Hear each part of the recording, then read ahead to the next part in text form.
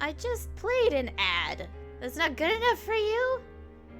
Alright, I'll make you watch another one. Okay, at least if it'll let me. No, it won't. It's been too early, so I'll have to do it later. Hold on.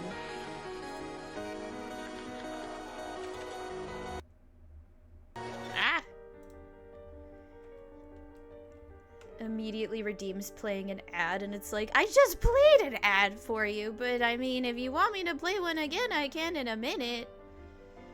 It just won't let me do it this early, because I literally just played one.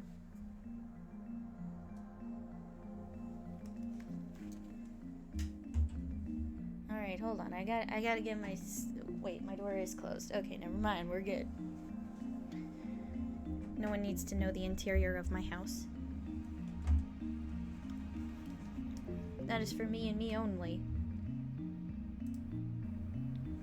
Hello! My name is Micah. Welcome to my little corner of the internet. Hopefully you're all doing well. I, for whatever reason, am having anxiety over streaming, which is silly, because I don't know why. I guess my body is like being perceived. Who wants that? I don't know. I just want to play games. Yeah, you're just gonna lay on the floor, Kipper? Okay, Kipper's gonna lay on the floor, so he'll be in the room, just not perceivable. Oh, hello! Happy Thursday indeed, Wub. Glad to see you here. So, I'm lurking while I'm working. Aw, that's great! That's awesome. Thank you for lurking. I have that thing that I can redeem, because I can redeem as much crap as I want. Where is it? There it is. Are you working, lurking, and twerking? We appreciate you, lurker. I think that was heard. Not sure how much it would have been heard over everything else. Maybe I should turn up my sound alerts. But yeah, we appreciate you, lurkers. Anyway, I don't remember where I left off exactly. I know I'm like somewhere in chapter 4. Was it? Was it chapter 4? I think it was chapter 4. Not the title menu. What was it? Not the tips list. Load. No, we're in chapter 5. Okay, never mind. Chapter 5. So I honestly don't know how many chapters there are. And I'm starting to realize it took me an obnoxiously long period of time to figure out that I could interact with text messages I was being sent. So I also don't know how that interferes with how that is interwoven with everything else. And how that would potentially change different endings, because there are different endings in the game. I know that much. So we'll just kind of have to see how this first playthrough goes through, because there's a possibility I might do a second one. I don't know yet. Also, I did find out that, hey man, I just said that I couldn't do your ad right away because it wouldn't let me. So you gotta wait a little bit. It won't let me click the button. Alright? I will click the button as soon as Twitch allows me to click the ad button. But as of right now, Twitch says it's too early for an ad, and I can't do shit about it. So you will get your ad, okay? You will. I just can't do it yet. I literally cannot. As I was saying, I found out that this Steins Gate game is going to get a remake. And I think it's going to come out either later this year, if not next year. So it would be nice if I could do like at least one full playthrough of this before the remake comes out, and then play the remake. So that would be nice. Oh, okay. So yeah, I mean the anime, I haven't seen the anime, so I can't say shit about it. I intend to watch the anime after I play through this game at least once. 'Cause again, I don't know what context I may or may not be missing that the anime may or may not provide, because it's a completely different medium of telling the story. Like, the visual novel can do so many different things, but the anime is a bit more restricted, I imagine. So I wanted to play this so that I could have a better understanding of the anime for when I do watch it. And I mean, I don't know if Steins Gate is on Crunchyroll. I would have to check. I think it is. So it's possible that I could do like a watch party on Discord where we watch it together. if anyone's interested in doing that. I'll tell you if this is the Anime 1 endings or Anime 2's endings. Wait, there's 2? I didn't know there was 2. I thought there was only 1 anime for Steins Gate. Or is it that there's 2 different endings in the Steins Gate anime? Is that what you're getting at? It's a possibility that that's what you're getting at. I don't know. Anyway. 2 timelines. Okay, okay. How could you miss something so obvious? When I tell Kurisu about the 42-inch CRT downstairs, that is her first reaction. Oh yeah, we just discovered that the CRT downstairs is the lifter for our weird fucked up time machine. Okay, yeah, I knew you would get bored hanging out in here because I'm not paying attention to you, but no, you had to come in here anyway.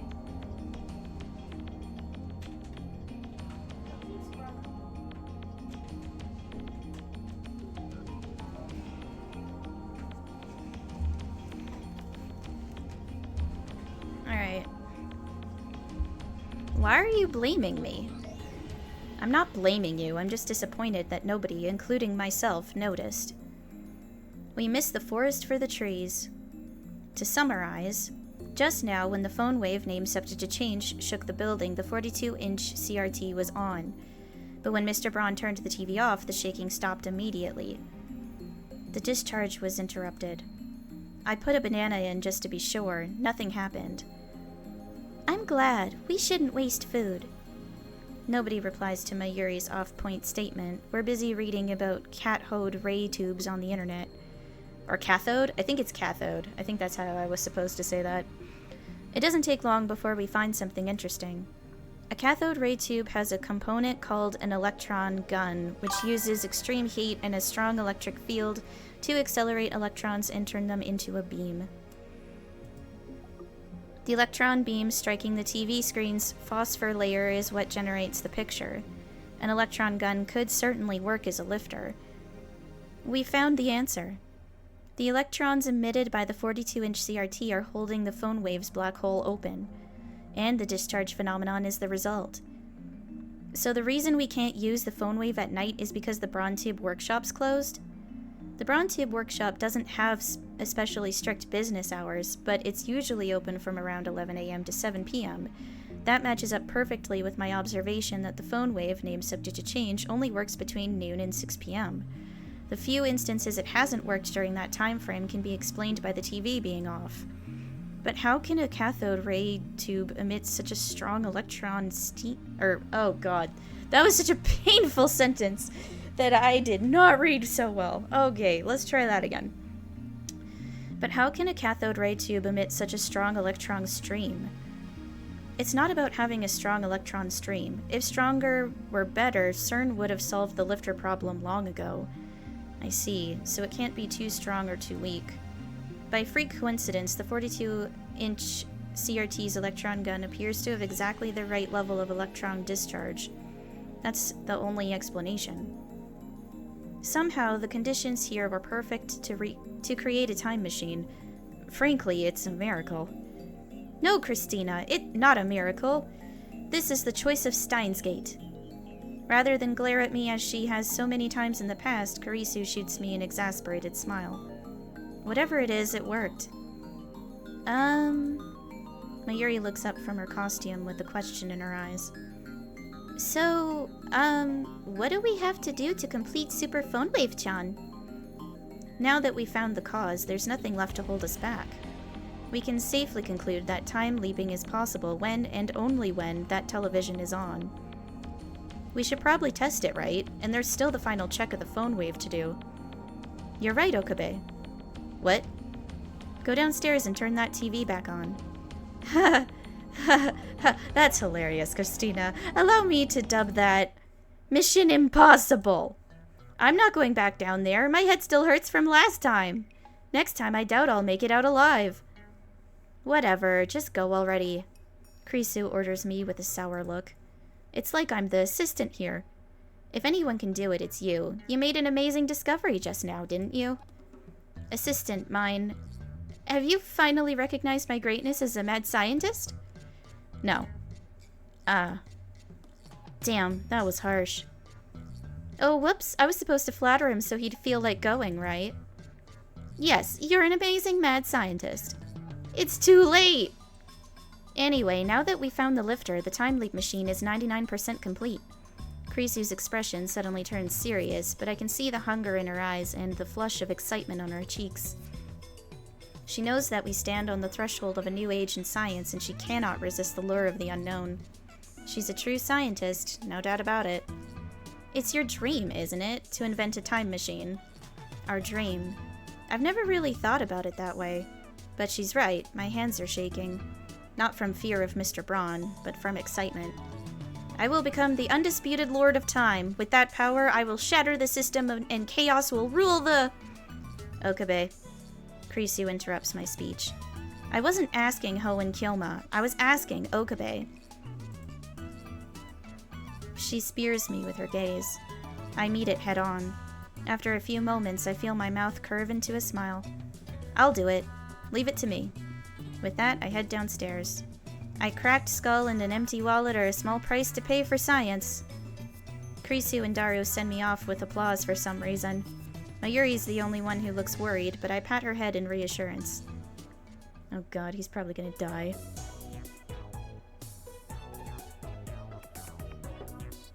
Alright, let's see if your ad works. Let's check it.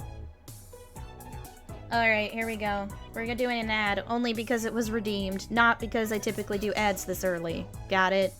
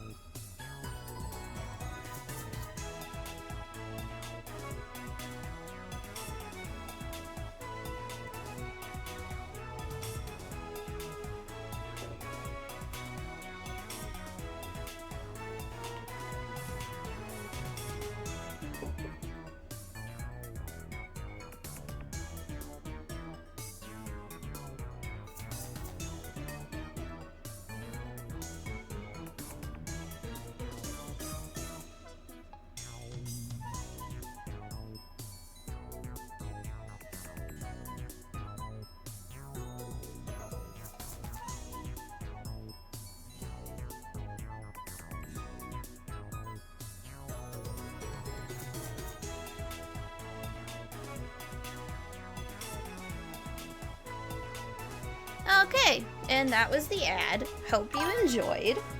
This dead silence is funny. Yeah, well, I'm not gonna continue when I'm not sure if anyone else is, like, you know, around and can hear me. When I get downstairs, Suzuha and the chipmunk are sitting side by side on the bench outside. Sup? Naya gives me a quick bow, then hides behind Suzuha. That shaking upstairs put the boss in a bad mood. Naya and I are waiting it out. Damn, now I really don't want to go in there. Are you okay? Dad hit you pretty hard. I'll have you know that my brain is more valuable than the Mona Lisa. Your father may have set humanity back 100 years by wiping out my brain cells. Such a regrettable loss. Suzuha claps her hands in solemn prayer. I'm not dead, just my brain cells. I'm sorry. Daddy did something bad. Chipmunk, what a gentle heart you have. I can't believe she's Mr. Braun's daughter. I suppose I share some of the blame. Your father and I are even. Naya smiles slightly at my words of comfort. Now then, part-time warrior, I have a request of you. I need you to distract Mr. Braun for about 5 seconds. Suzuha's eyes start to shine. You mean seduce him? She flexes her bicep for some reason. Go on, touch it! She insists, so I poke it. It's just as hard as her confidence suggests. She's probably stronger than me. But I don't understand what flexing has to do with seduction. Nobody said anything about seduction. It doesn't matter how you do it. I'm not much of a warrior if I can't handle that. Besides, you said you'd help me search for my father, right? I'm only returning the favor. I see. Then I leave it in your capable hands. Okie dokie. Suzuha, don't be mean to Daddy, okay? What is this mail I'm getting? I see. It's true festivals are very crowded. I was hoping I might run it. Oh god. I was hoping I might run into you at one, but I guess the chances of that were pretty slim to begin with. It's not like I go to every festival. Please don't misunderstand. P.S. I only did 5 practice swings with Samidare. Okay. Oh, you didn't get an ad? Well, I played one.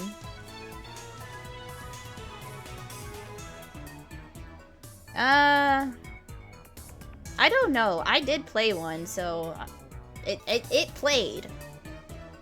It played. Don't worry, I won't be mean. Indeed. Yeah, and also, don't spoil anything.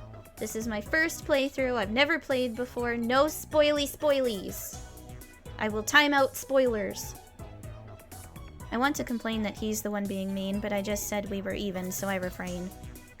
Wait here, Nae. The chipmunk nods. When we enter the store, we find Mr. Braun cleaning up the pieces of the broken CRT. When our eyes meet, another vein pops on his forehead. Oh no. If you came to apologize, I'll listen, but your rent's going up, understand? I'm sorry about what happened. I overreacted. As a token of apology, my lab's representative, Amane Suzuha, would like to present you with a gift.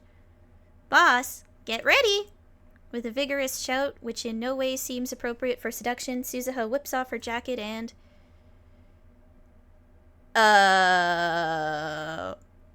There's nothing underneath? Oh. I haven't played either. I've watched the anime, but I don't know if it's your current game route or not. I have no idea. I genuinely have no idea. I don't know if I'm on a route, or if... or what. I have no idea. Yeah! Throws it into Mr. Braun's face. What? I can see her bra. Oh, so she's wearing a bra at least. Okay. No, wait. That's not a bra, but a tight tank top that leaves her midriff bare. Yet Suzuha shows no sign of embarrassment as she rushes Mr. Braun. She slips behind him, grabs her coat, and pulls it tight against his face. Okabe Rintaro, now's your chance. Now wait just a second. Is this your idea of seduction? It looks like you're trying to suffocate him. Hurry! Mr. Braun flails his arms, trying to escape Suzuha's restraint. There's a huge difference in strength between the two. It's only a matter of time before he shakes Suzuha off. This is a wild scenario. I barely remember the anime, too. I only know one middle plot point and one of the 2 endings. Ah, okay. That's fair. Well done, warrior. Your heroism will be remembered. Realizing that the only choice is to go for it, I dash to the counter, grab the remote, and switch on the 42-inch CRT. After about 2 seconds, an image appears on the giant screen. At the same time, the ceiling starts shaking. Kurisu activated the phone wave named Subject to Change with perfect timing. It's shaking again, Okabe Rintaro. What's going on? Did she really take off her clothes without knowing why? You're a lifesaver, part-time warrior. If you can, keep him restrained for 10 more seconds. During that time, I escape from the store. Outside, Nai is following earthquake drill procedure, crouching while protecting her head. I ignore that and look up to the 2nd floor. At exactly the same time, Kurisu appears in the window and gives me a happy thumbs up. But a second later, she blushes, shoots me a glare, and disappears inside as if nothing happened. What's with her attitude? I'm risking my life here! In any case, the experiment was a success. The 42-inch CRT was the key, as I suspected. Now, how do I explain this to Mr. Braun? I don't want him to kick us out of the building. Perhaps I shouldn't have left it to Suzuha. I timidly peek into the store to gauge the situation. Come on, boss, give me back my jacket. Suzuha is there, fidgeting in her tank top as Mr. Braun glares down at her.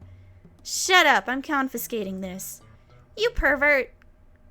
You're the pervert throwing your shirt in my face like some kind of dancer. That was pretty kinky. Gotta remember to thank Okabe after I kill him. Kinky? Don't say things like that. It's gross. Anyway, you can work like that for the rest of the day. Go stand out front and use that flat tummy of yours to attract customers. I'll tell Nae on you. Ha! Who's she gonna believe? You or her old man? Damn. No problems here. Suzuha's seduction strategy worked, I guess. Yeah, shut up! No. I mean, technically he is a daddy, but like, No! Mr. Braun. What a guy. A little while later, I'm lying on the sofa watching high school baseball. Kumamoto and Aichi are locked in a fierce struggle for the playoffs. Just then, the clack-clack of the sewing machine in the lounge suddenly stops. Okarin? Can you come here? She motions to me while holding the costume. What does she want? I walk over to her. Can you hold this for me? Spread it out like flap. Mayushi, say flap again. Flap! I got a flap. Stop it already, perv. I follow Mayuri's directions and spread the costume out by the sleeves. She inspects it from a few paces away. It's hard to believe given her usual ditziness, but Mayuri is very serious about her art. That's why cosplayers value her costumes so highly.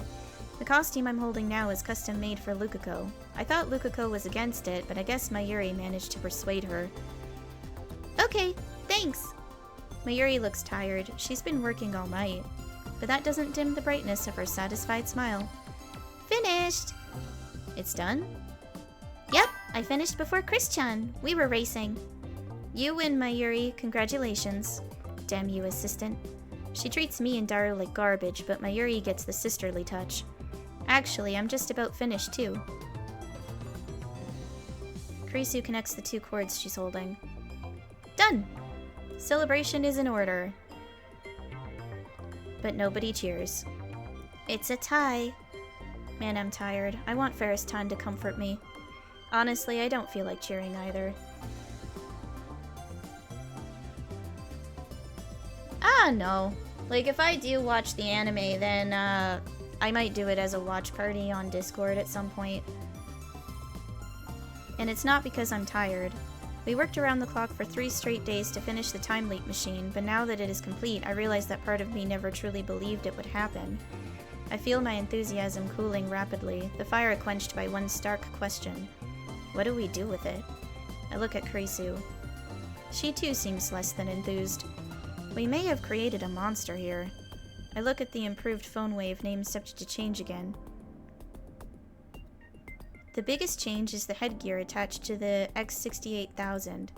It looks like something out of a low-budget cyberpunk movie. Fortunately, we don't need nerve jacks or brain chips for it to work. You just put it on and let the sensors do the rest. Why don't we decide what to call it first?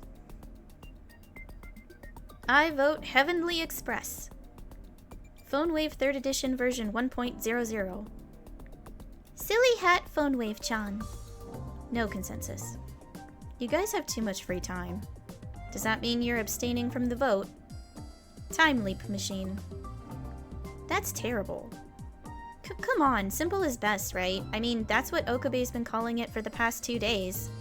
Looks like my assistant has zero naming sense. I don't want to hear that from a Chunbyo headcase like you.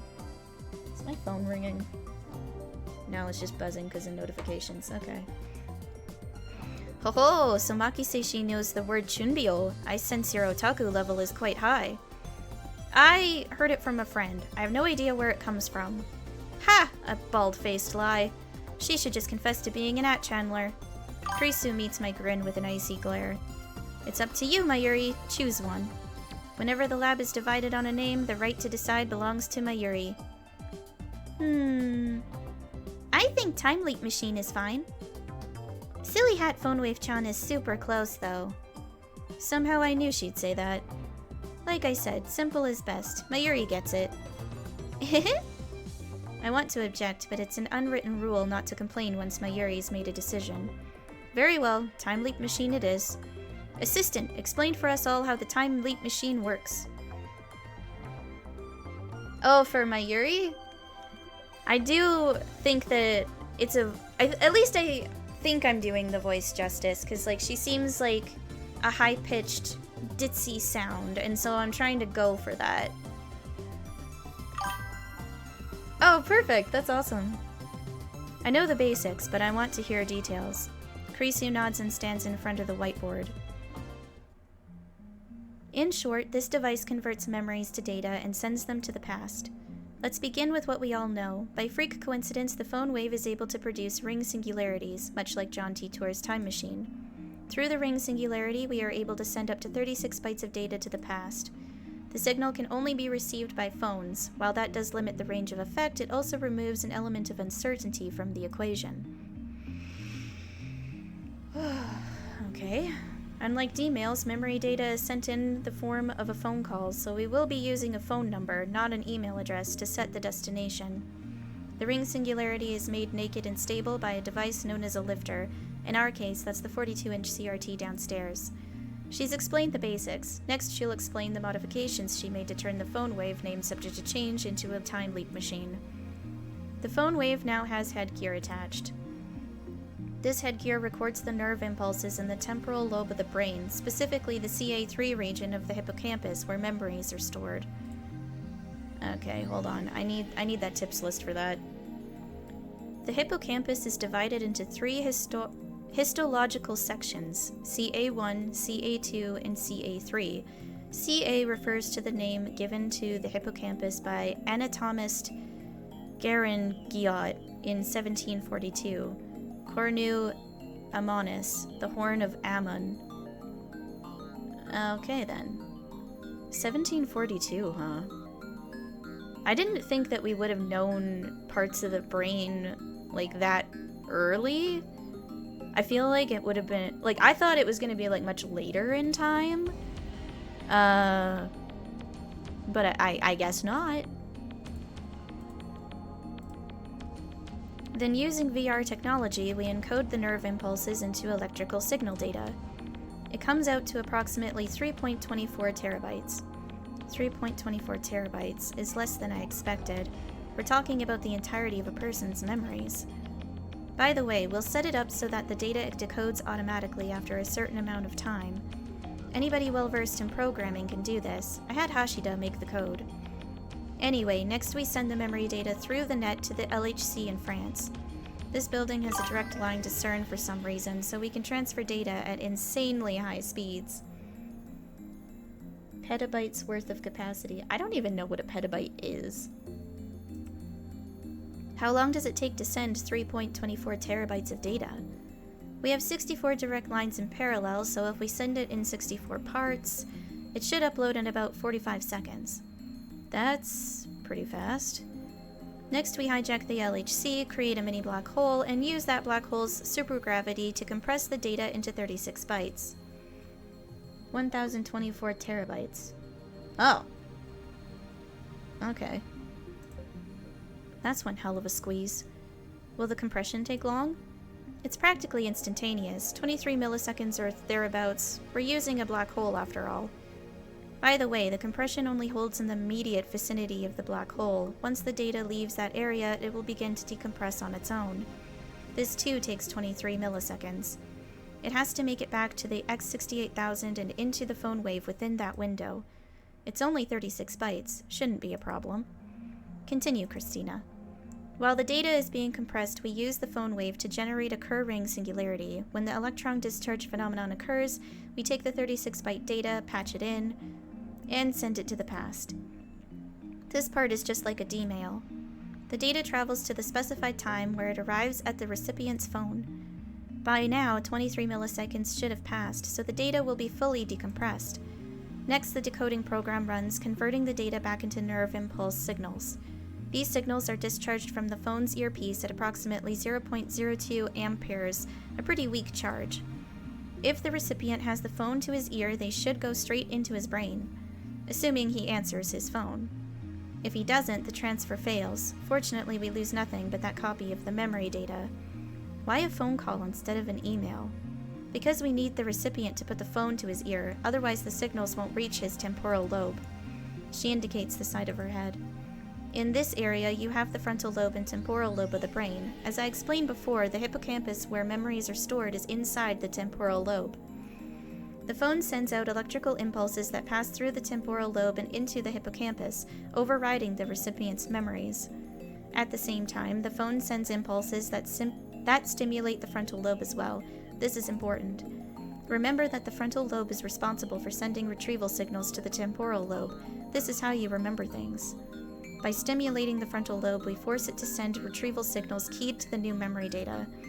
Thus, the recipient recalls all of those memories as if they were his own. Which, of course, they are, or will be in the future. This happens in less than a second. Now the recipient has the same memories as the sender. The time leap is complete. If the data came from 1 week in the future, the recipient will remember that week as if he experienced it firsthand. We need to be aware that consciousness and personality aren't transferred. Both of those depend on the recipient. Explain it with boobs. Of course he said explain it with boobs. But boobs? Krisu dissolves into a blushing, stammering mess. Looks like it's up to me to answer Daru's question. Not with boobs, obviously.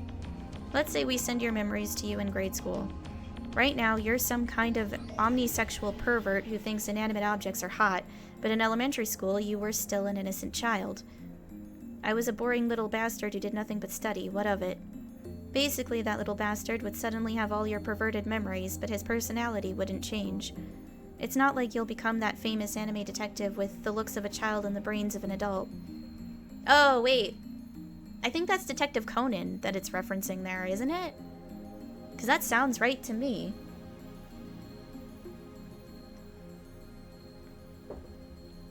What? That sucks.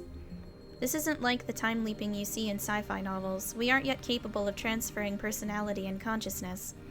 Ahem. Since you need a phone to receive the signal, you can only send memories to the times you had one. We also need to make sure that the sender and recipient are the same person. If someone besides your past self, your parents or a friend, for instance, answers the phone, then the nerve impulse signals will be projected into their brain instead. If that happens, your memories could overwrite theirs, which could obviously cause serious damage to their psyche.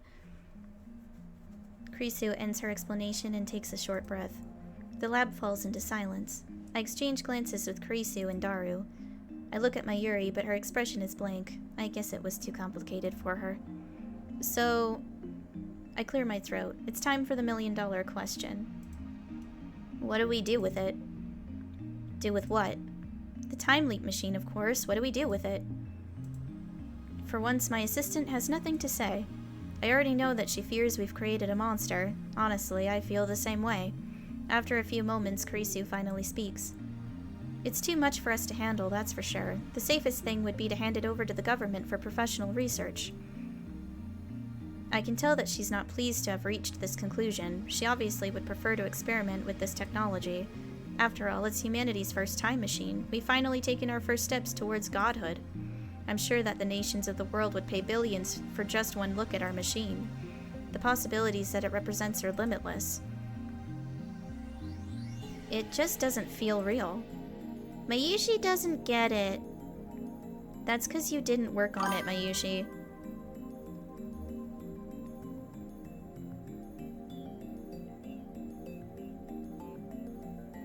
I mean, isn't she already a redhead?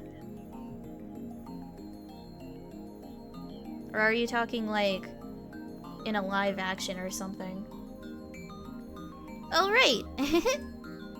What about you, Okabe? And I mean you, not Hoenn Kyoma. I agree with Kurisu that the time leap machine is dangerous. On the other hand, I want to experiment. I state my honest feelings. Kurisu gasps. But there are still questions we need to answer. This is unknown territory, not just for us, but for all of humanity. Oh, okay, I see. Who will time leap? I look to each of the lab mems in turn. Dario quickly looks away. Mayuri's expression is blank. Kurisu stares right back at me. It's hard to choose. I'll pass. Not a single person here wants the honor of being history's first time traveler. Everyone, except for Mayuri, is probably thinking about what could go wrong. What if the time leap were to fail? It's not like CERN's time machine. The possibility of becoming a jellyman is zero. This machine sends data, not the real thing. Don't let your preconceptions influence your decision. You might say it's like a cut and paste of your brain. Actually, it's more like a copy-paste, and it's just your memories. The original doesn't get erased. That's a very easy to understand example. But that's not the problem. Time flows in a straight line from past to present to future. At least that's how most humans see it. This raises several questions. What if there's an error somewhere and the data itself gets fractalized? Let's say I send my memories an hour into the past. My memories would be replaced by fractalized data, in other words, data full of tiny holes. Couldn't that cause memory loss? I suppose. 1 hour later, we arrive once again at the present. At that time, the me who lost his memories an hour ago and the current me conflict in my brain. Which data set survives? Logically, the present should change as soon as you send your memories to the past. The conflicting current me disappears then. So then it's not a copy-paste at all, is it? I don't know. No one's ever experienced time travel before. When we send a D-mail, the world is reconstructed based on the change we made to the past. I'm the only one who's aware of this, however. We don't know what happens when you time leap. If it's the many worlds interpretation like Titor said, then the instant you time leap, it creates two possibilities. One where you shift to another world line, and one where you travel back in time on the same world line. Of course, there must also be a world line where the current you doesn't disappear. That would likely correspond to the present that we are experiencing right now. But that's only if the many worlds interpretation holds in the first place. I thought you didn't believe what Titor had to say. I'm talking hypothetically. Titor doesn't matter right now. If it's the Copenhagen interpretation, then every possible state propagates through space as a wave function. When a particular state is observed, the remaining states collapse, and that state is fixed. Alright, we gotta look at this again. Copenhagen interpretation, a well-known approach to the Schrodinger's cat thought experiment. In this interpretation, before the box is opened, the cat exists as a combination of two wave functions, one that is alive and one that is dead. The instant the box is opened and the cat is observed, the wave function collapses to either condition. If the cat is alive upon opening the box, the wave function collapses to become a live cat. Conversely, if the cat is dead, the wave function collapses to become dead cat. Another quantum approach to this experiment is the many worlds interpretation. In this case, the observer who found the cat alive and the observer who found the cat dead exist in two separate universes that diverge the moment the box is opened. The Copenhagen interpretation is currently the dominant theory. Wave function. In quantum theory, a function representing a quantum state. Scientists are not sure if wave functions represent reality or are a convenient mathematical abstraction to describe what goes on in quantum mechanics. Okay. I guess that's that, I suppose. But precise observation is impossible. The problem is who the observer is in this case. Wouldn't it be a third party, like me or Mayushi? Not necessarily. It might be me. It might be someone else. It could even be God. To begin with, the Copenhagen interpretation and the many worlds interpretation are both micro-scale theories used to explain quantum interactions. No one knows whether they can be applied to humans or to the world at large. What about my personal experiences with reading Steiner? If reading Steiner is the sort of power I think it is, then the world-line model is correct. In the end, we arrive at the question of, where is the self? This time leap machine only sends memories, that I guarantee. Won't the present be reconstructed at the moment of transfer? That's what happens with Okarin's reading Steiner, right? That makes sense where D-mails are concerned. When we send a D-mail, we're obviously interfering in past events. But time leaping is different. All you do is send your memories to the past, which isn't the same thing as sending a targeted D-mail. Whether the me who suddenly remembers 1 hour into the future will in fact change the past is something we can't know until it happens. I'm getting confused. It sounds like we're talking about the soul. Isn't that a religious question? Wait, you guys are misunderstanding something. 1 hour isn't enough time for your personality to change. You should be the same person 1 hour ago that you are now. The only difference is that you'll have an extra hour's worth of memories. How can you be sure? Well, I can't. Nobody's tried it before. This discussion's going nowhere. Personality and consciousness can't be strictly defined, so it's hard to imagine what might happen. So, which is it? We don't know. We can argue the theories all we want, but in the end, we can only guess. This experiment may end up shattering preconceptions. Yeah, preconceptions. Scientists and philosophers have held for centuries. We won't know until we try. That pretty much sums it up. To make matters worse, the subject must be prepared to risk damage to their psyche. Krisu, Daru, and I say no more. We can't solve this problem. This is our limit as scientists. But haven't we accomplished enough already? The time leap machine itself is worthy of a Nobel Prize. We could sell this technology for billions if we so chose. And if we go public with the time leap machine, we can break CERN's monopoly on time travel technology. That's enough. It has to be. Hey. Mayuri, who has been observing the discussion with glassy eyes, opens her mouth to speak. I have an idea. Why don't we make a banana time leap instead? Oh, Mayuri. Bananas don't have brains like people do. Oh, you need a brain, huh? Mayuri never changes. The atmosphere in the room gets a little more relaxed. Let's not experiment. We'll entrust the time leap machine to a suitable research institution, then we'll announce it to the world. Thanks to the lightening of the mood, I can finally say what was on my mind. Neither Kurisu nor Daru objects. Wait, so is that it? That better not be fucking it. No one has touched the time leap machine since that discussion. Ridiculous as it sounds, I can't shake the feeling that it might suck my memories out and fling them into the past. Oh, the machine does have its appeal, of course. We're all tempted by the idea of becoming humanity's first time leapers. Yet the fear of what could happen won out in the end. Perhaps as a way to forget our fears and move on, we decide to hold a celebration to mark the completion of the device. Everyone feels the need to let loose after working so hard on the project. I have Daru order pizza while Kurisu and I go shopping for snacks.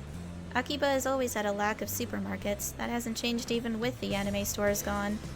After we finish shopping, Kurisu and I walk along the evening streets.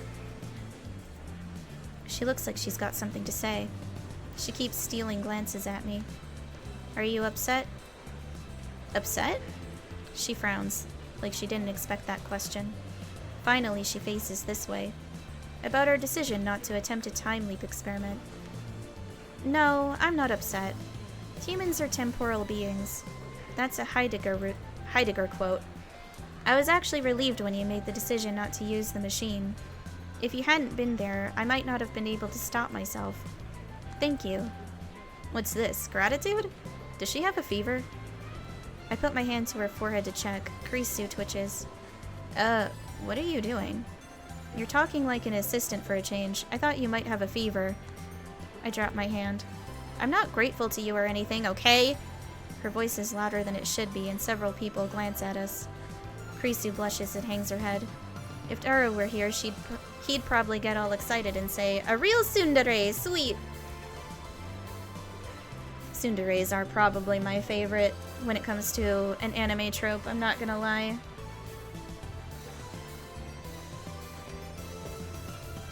Anyway. That's fair. What'd I get?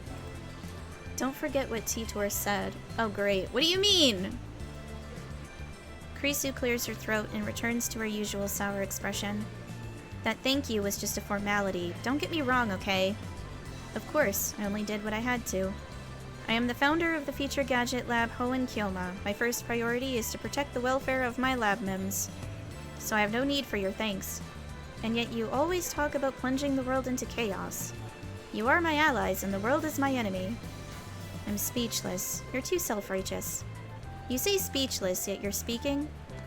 Don't argue semantics. It's quite mysterious, really. So is it like a 24 episode anime? It's only been 2 weeks since Kurisu and I met. And yet it already feels natural for us to be walking together, exchanging banter like this. Perhaps pooling our efforts to create something new, dangerous though it may be, has brought us closer together. I admit that her knowledge and skills are impressive. I'd like her to remain at the lab if at all possible, but she said she's going back to America this month. It's already the 13th, so I wonder when she plans to return. I decide to ask her. 24 with 1 OVA and 1 branch episode, which leads into the second anime. Oh, okay. Oh yeah, I forgot to get a plane ticket. I got too caught up in improving the phone wave. Going public with the time leap machine will send the world into an uproar. We also plan to expose CERN, remember? You may not be able to go back to America for some time. I guess you're right. I should call Mama and let her know. Looks like things are going to get busy. Naturally, I want Kurisu to stay with us to the end. A little bit after we return to the lab, Mayuri gets back. Titsuru, I'm back! Seems Mayuri went to Lukako's. Suzuha shows up a few minutes later and our development council comes to order. Development council? Oh, a party. I see. Daru ordered 3 pizzas. We also line up all the snacks we bought on the table. It's just like the party we had a few days ago to cheer up Suzuha. Mayuri wanted to decorate the room, but since everyone's tired, I dismissed it as unnecessary. Looks like Suzuha managed to retrieve her jacket from Mr. Braun. Man, that was terrible. I was stuck looking like an exhibitionist all day. The Braun Tube workshop's closed. Suzuha made sure this 42-inch CRT was turned off, so there's no need to fear any malfunction from the time leap machine. A heavy sigh escapes my throat. I realize that I've been tense and nervous since the time leap machine was completed.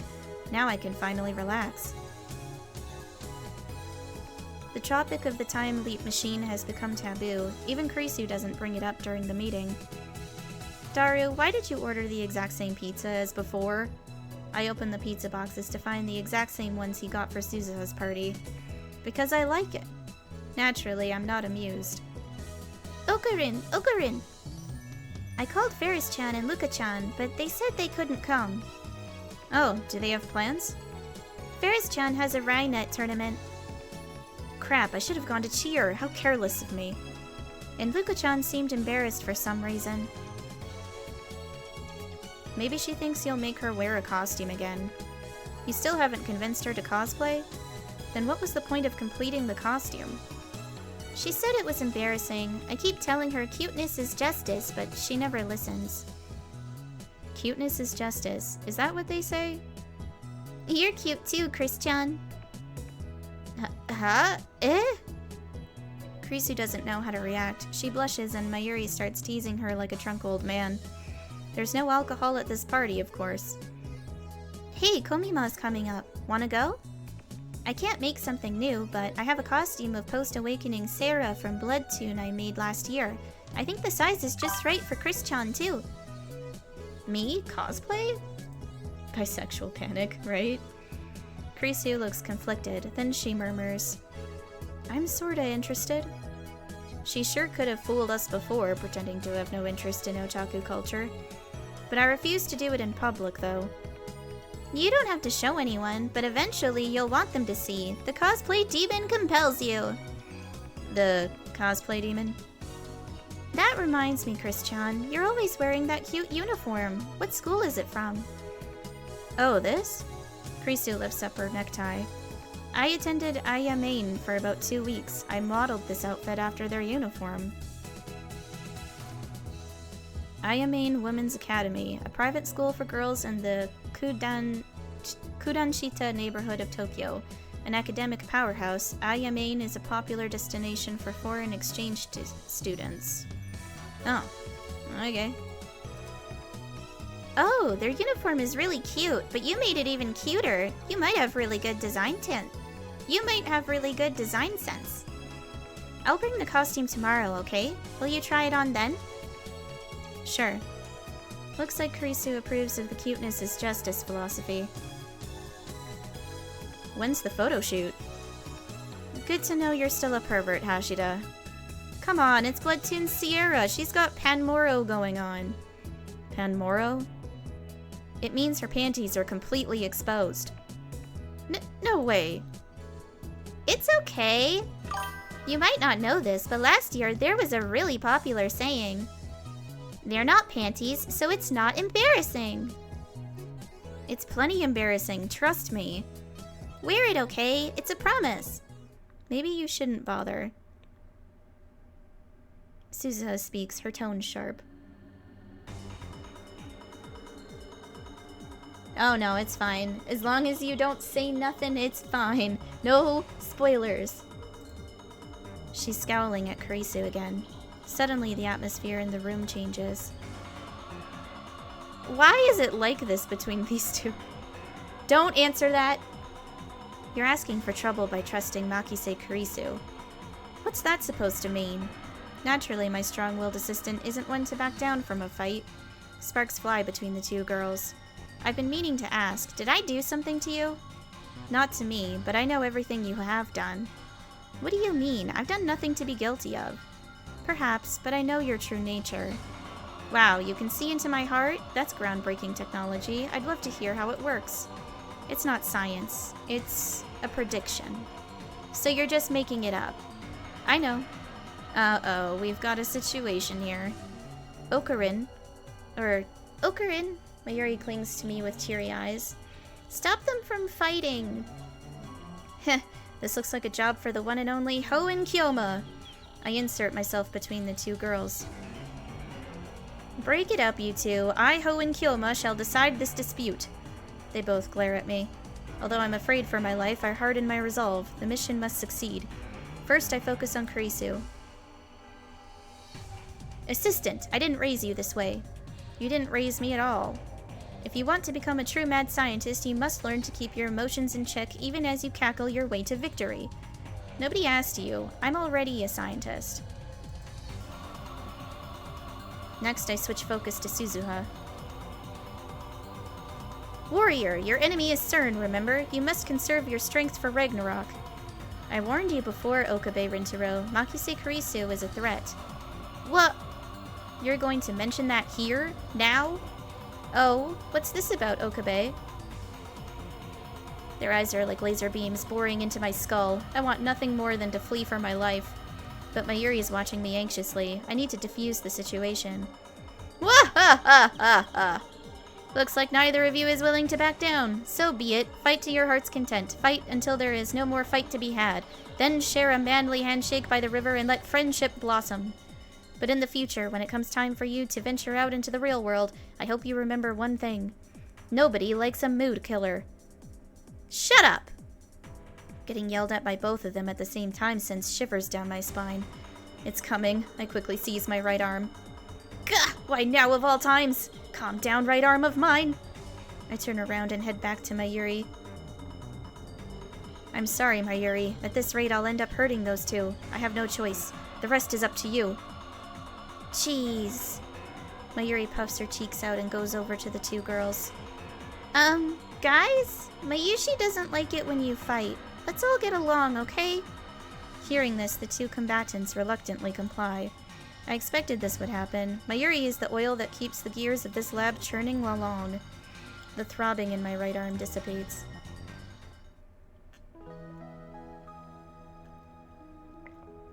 Daru comes over to chat with Suzuha, and gradually peace returns to the lab.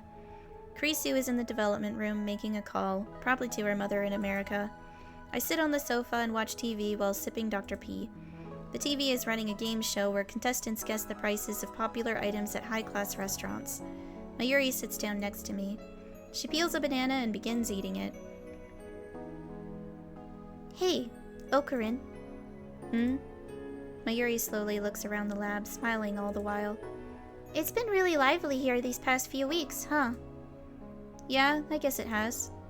I established the Feature Gadget Laboratory around the time I entered college. It was the first step in my plan to bring chaos to the world. That was around the middle of March this year, which means it's been almost 5 months.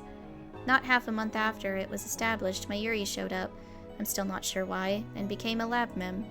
For about a month it was just me and Mayuri, then in early May I finally got Daru to join. All it took was telling him that the lab is just a 3-minute walk from May Queen plus Nyan Squared. This location on the outskirts of Akiba has always been quiet.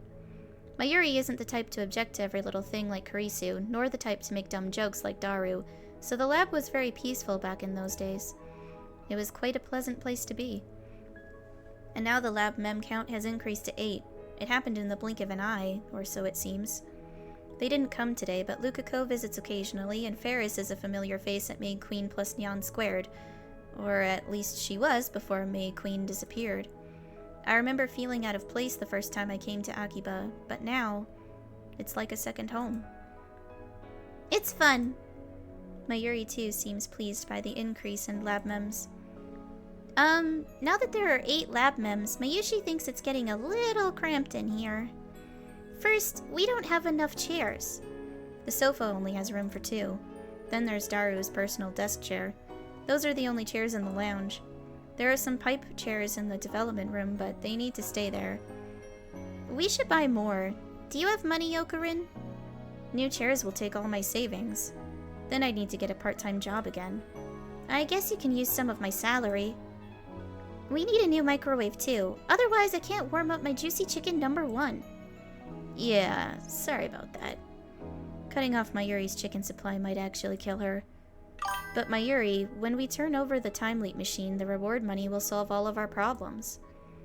Will it be enough to pay for chairs and a microwave on top of the higher rent?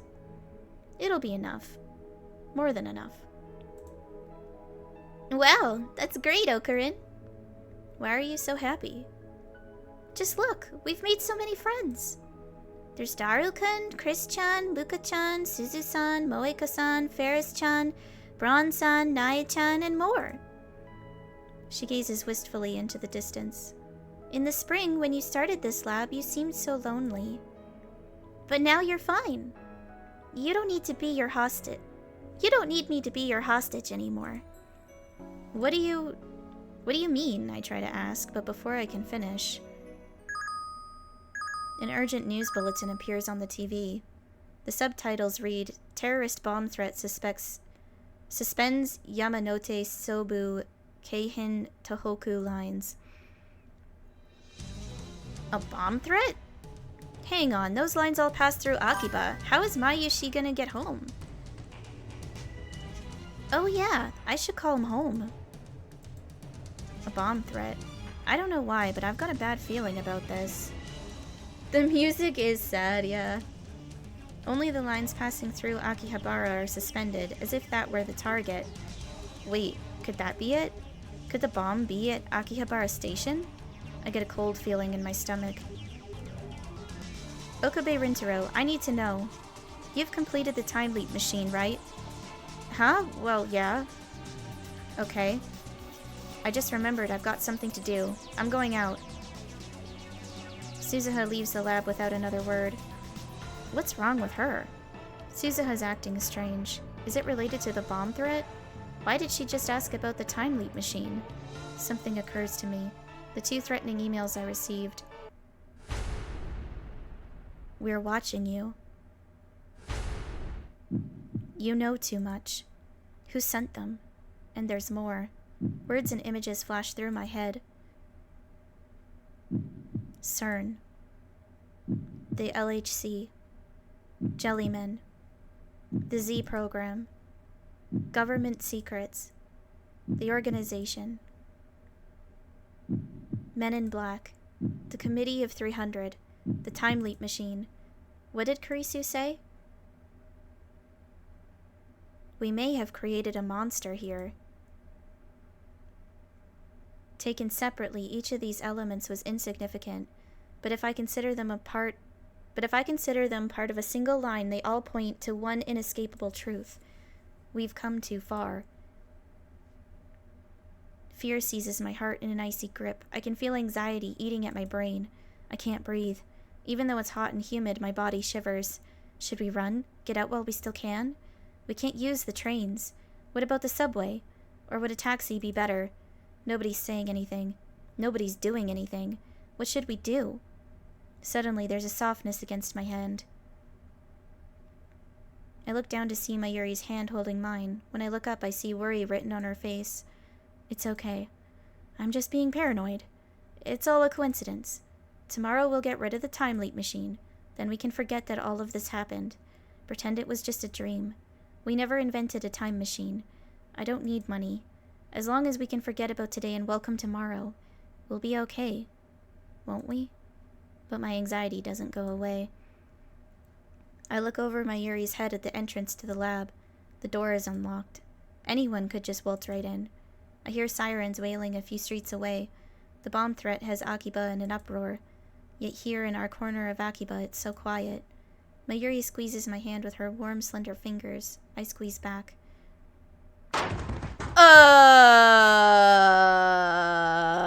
Okay, what the fuck?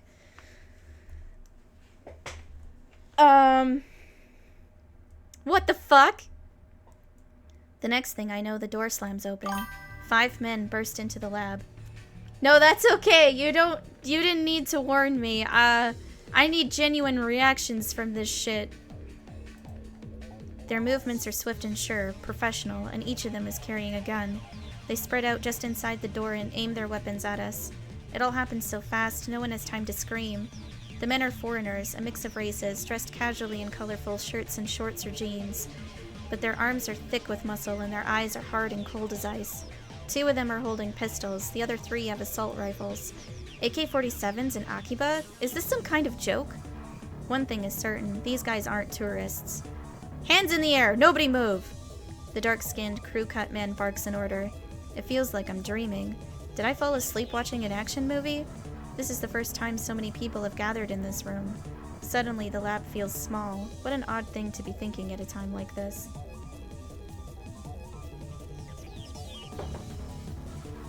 The first to obey is Daru. Then Krisu raises her hands. Then me. Last is Mayuri. Silence. Time seems to grind to a halt.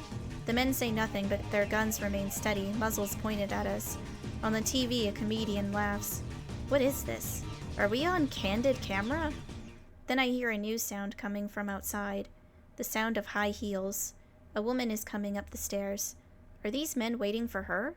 Is she their leader? A squad of battle-hardened commandos led by a beautiful woman. It's like something out of a manga. Nothing seems real. Before long, the woman appears. What?!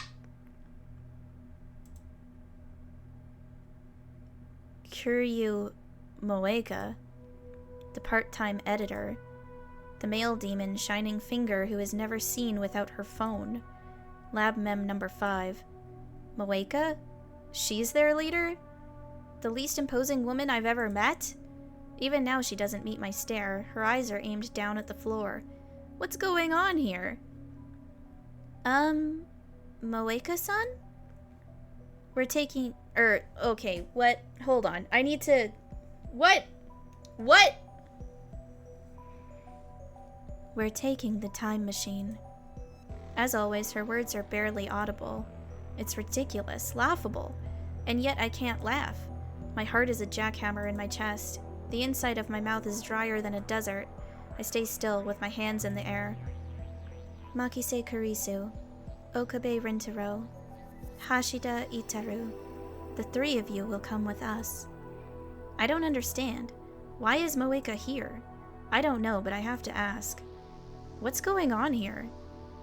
I can't answer that. This is a joke, right? Moeka shakes her head. You don't need to know. You can't resist. Come with us. Where? No reply. She doesn't intend to answer that either. Dangerous. These guys are dangerous. Look at their guns. Nothing good can happen if we go with them. I try to refuse, but my voice catches in my throat. I can't stop staring at their guns. Are they real? They're not going to start shooting, are they? I'm not going anywhere until you answer. You can't refuse. You have nowhere to run. We have men stationed throughout Akihabara. Wait. Something clicks in my head. It was them. They sent the bomb threat. They stopped the trains. Why?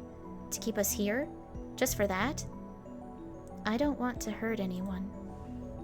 The 3 of you. Come with us. Why? Krisu, who has kept silent until now, finally opens her mouth.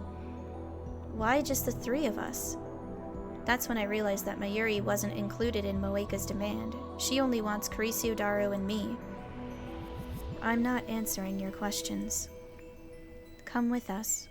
It's your only choice. We're not getting anywhere. Okarin. Daru's voice is shaking. I turn my head to look at him. He's deathly pale.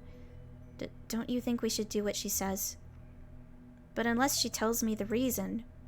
Honestly, I have no idea what to do. My heart is still fluttering in my chest. This seems more like a dream than reality. I'm not a military otaku. I've never seen a real gun. The black shine of their weapons looks somehow tacky. They lack the imposing feel you expect. I'd believe her if she told me they were fake. Mayuri suddenly speaks up.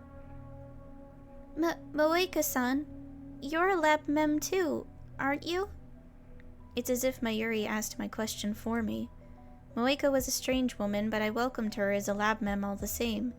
What is she thinking right now? In answer, Moeka pulls a gun from her belt and points it at us. I realize that Moeka isn't holding her phone. This is the first time I've seen her without it. Not like that matters now. Moeka's gun hand is trembling. Is the situation affecting her too? It must be. She's terrified of talking to people. Our mission is to silence you. Silence us? Your refusal to come will change nothing. Does that mean she plans to kill us? Why? What did we do? Who sent you? Who are you people? We. Moeka suddenly lifts her head. For perhaps the third time since I've known her, she looks straight at me. Her eyes are dark and empty. Are from CERN. CERN? M4! The dark-skinned man speaks up. Is he addressing Moeka? Watch your tongue! Moeka hangs her head again. In my head, I replay the words she just spoke. CERN. They're from CERN? Why CERN? Of course, who else could it be? Come with us. Now. Moeka raises her voice in frustration. If you continue to resist, I'll have to resort to extreme measures. Moeka slowly raises her gun. She points the muzzle at Mayuri. My whole body instantly goes cold. Sheena Mayuri is not needed. Stop! I lunge at Moeka, but the dark-skinned man is faster. Gah! Something strikes my chin with crushing force. The shock numbs my entire body. Stars explode behind my eyes. I fall to my knees, powerless to stand. Everything goes dark. What happened? Did he hit me with the butt of his rifle? Okarin! I look up. Mayuri, face streaked with tears, is reaching out to me as if begging for help. Over her shoulder, I see Moeka ready her gun. Mayuri, no! I try to yell stop, but my voice catches in my throat. Nothing comes out but a pitiful wheeze. Someone, anyone, please, stop her. Stop Moeka. Moeka's lips move. She's mumbling something. For CERN. For FB. For CERN. For FB. Her mouth opens and closes robotically. My blood curdles. No! A sharp, dry crack splits the air. Time slows to a crawl. Moeka pulled the trigger.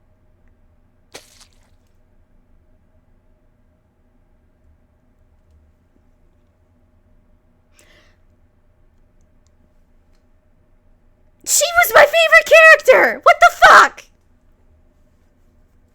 No! I don't... What the fuck? Why? Why? Why? No, no, no, no, no, no, no, no, no. Also, like, I don't... What was the creator's name? I think his name was Noah the Otter or something. Fuck you, man. Fuck you for fuck you right now. You were so excited that I was gonna play this game, and you were like super like telling me that it was a great story, and now look where I am. No. No. I don't like this at all. Blood spurts from Mayuri's forehead. It splashes across my face, wet and warm. God damn, no!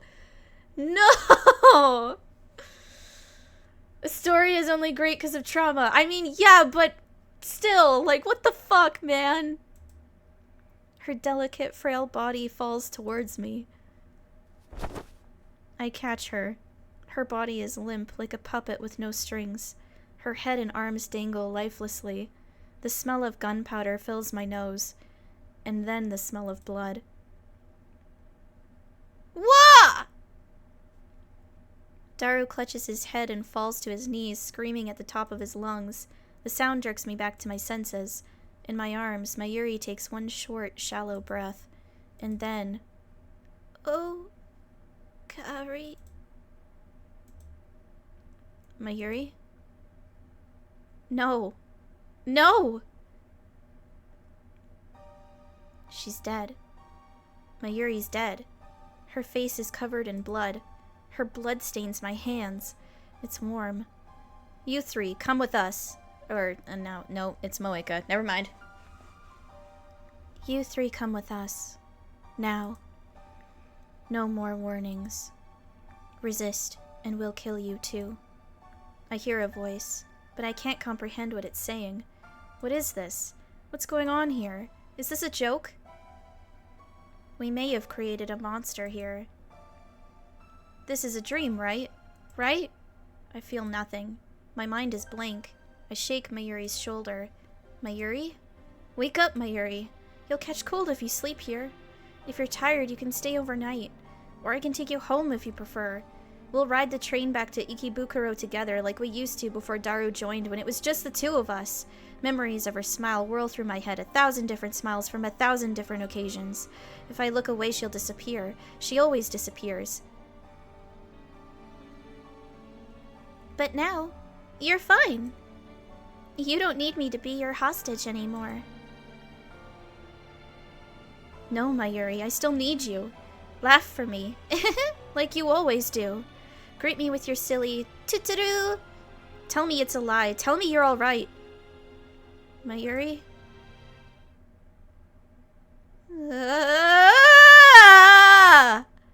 Red flames consume my mind, an inferno of rage and hate and rage and hate and the burning desire to kill everything I see. I gently lay the motionless Mayuri on the floor. I stand up, and then I fling myself at Moeka. Okabe! But before I can take a step, someone grabs my hand from behind. You can't! Let me go! Let me go! You can't! They'll kill you! Moeka's gun is aimed at my head. Her finger is already on the trigger. You gonna kill me too?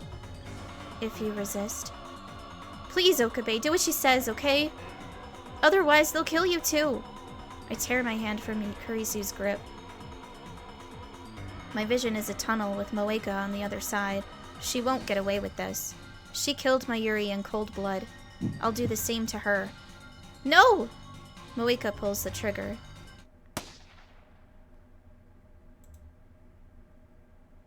The sound of the shot smites upon my eardrums.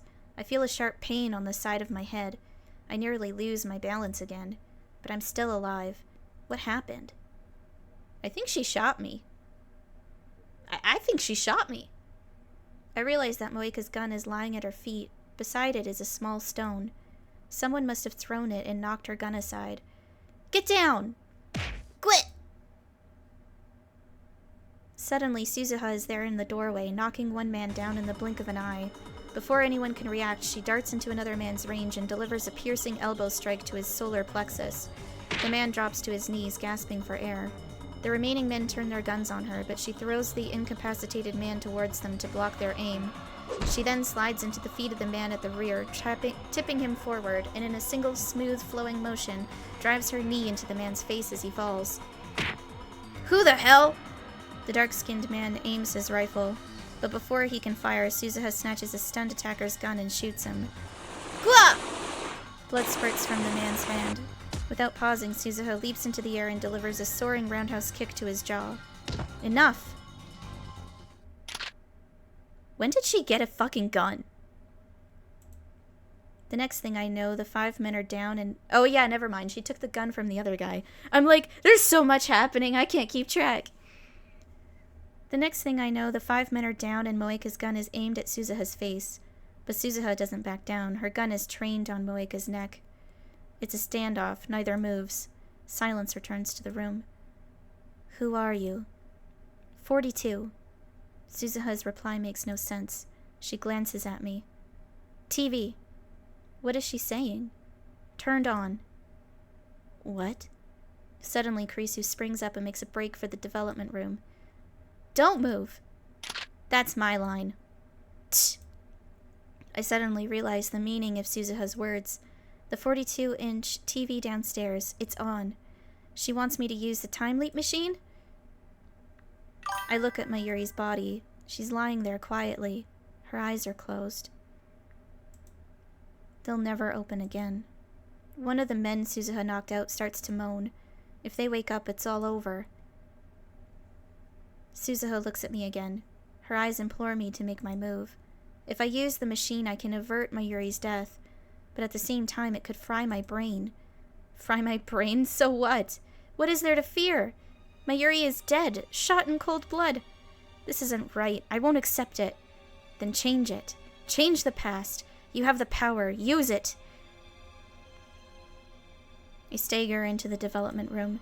Kurisu is about to put on the headgear. I pull it away from her. Okabe, I'm going back. No, I should be the one to... I grab Kurisu's wrist as she tries to take it back. I stare into her eyes wet with tears. I will save Mayuri. But what if it fails? I ignore her and put on the headgear. Moika's last shot grazed the side of my head. My ears are still ringing and there's blood on my neck. It doesn't matter. I might fail, I might even die. But I have to try. It's my only chance to save Mayuri. Kurisu bites her lip and activates the X-68000. Okabe Rintaro, one of them's moving. Get in there, kill them! Wait.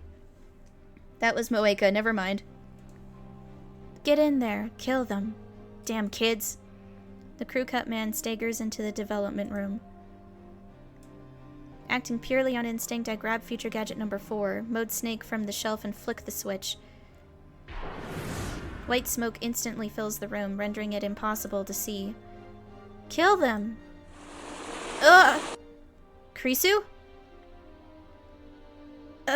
Okabe, are you sure?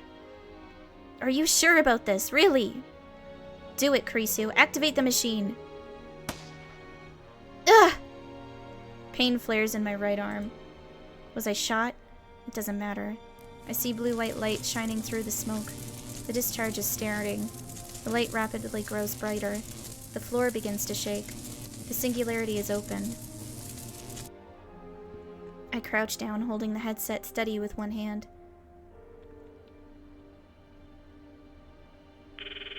Wait for me, Mayuri. I won't die here. I'll cross through time to save you. Leap, my memories. Leap to the past. Leap! The world explodes into light. How far back do I fucking go, though?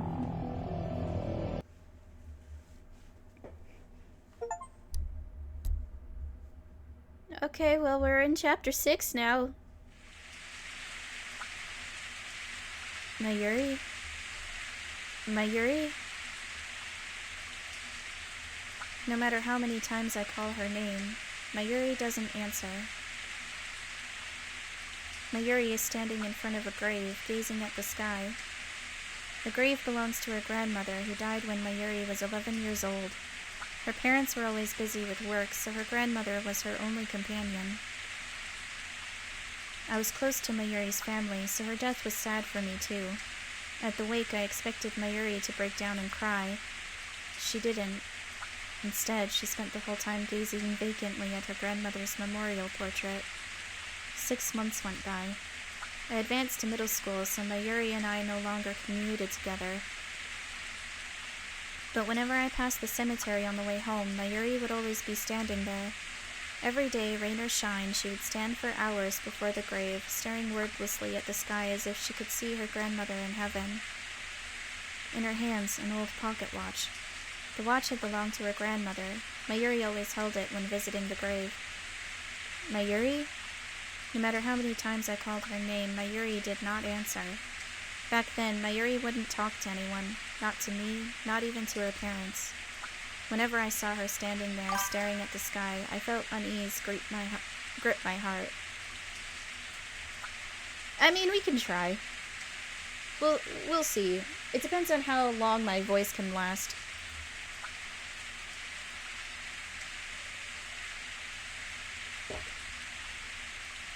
Her gaze was so earnest, her intentions so pure, that I feared some power might grant her wish and carry her off to heaven to join her beloved grandmother.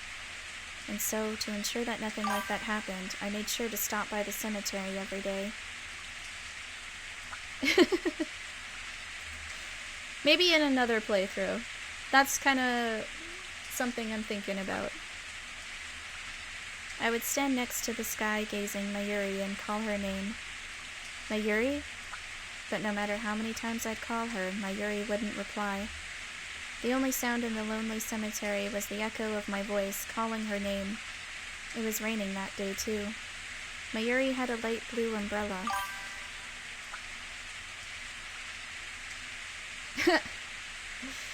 In contrast to the umbrella's color, the sky was glazed gray, covered in clouds.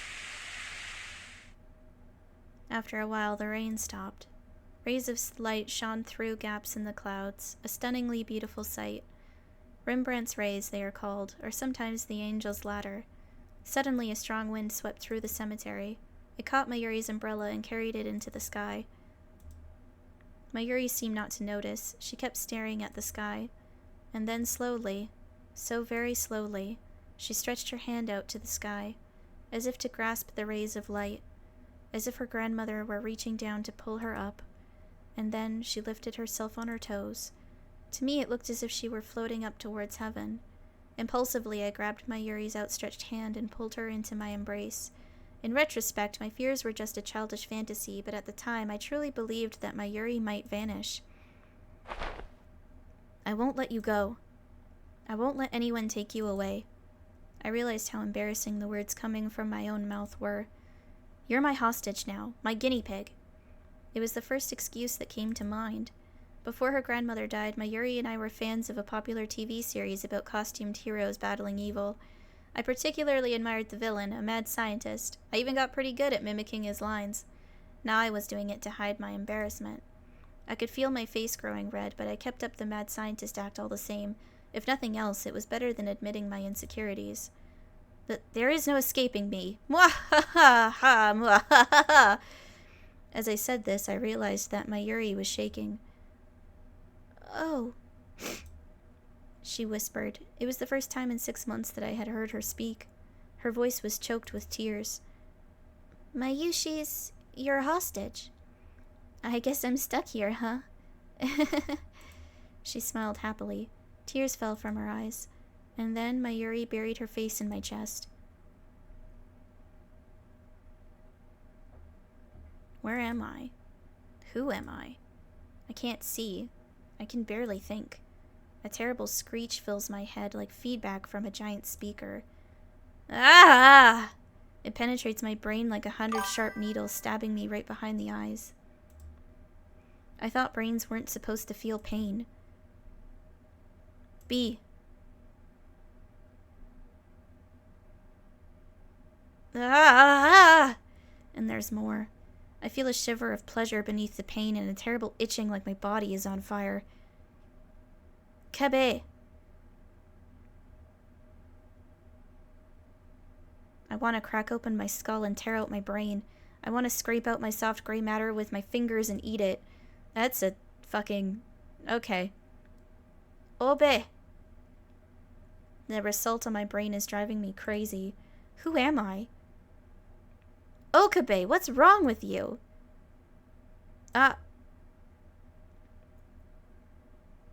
Suddenly, the shattered pieces of the world reform. I slowly come back to my senses. I'm in the lab, standing in front of the phone wave name subject to change with my cell phone to my ear. No, not the phone wave name subject to change. Since headgear is attached to it, it's the time leap machine. It's hard to breathe. Give me oxygen. I hear a low wheezing groan and realize that it's coming from my own throat. I close my mouth and take a deep breath.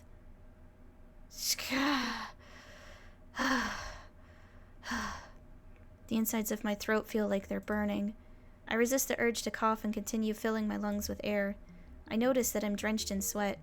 The drops sliding down my forehead are annoying. I try to wipe them away with the back of my right hand. My hand obeys, slowly.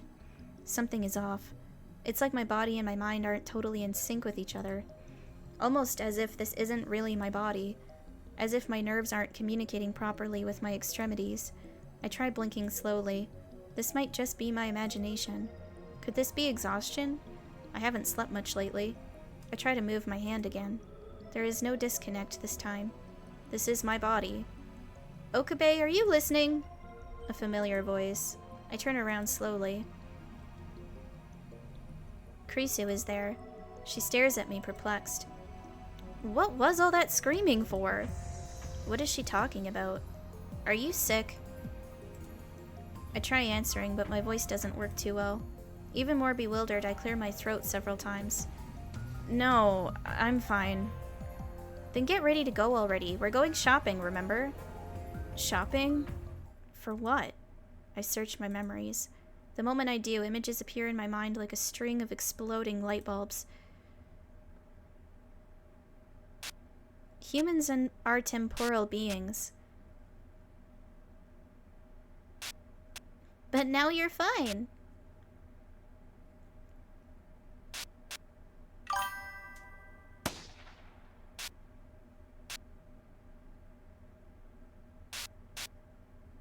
Are you sure about this? Really?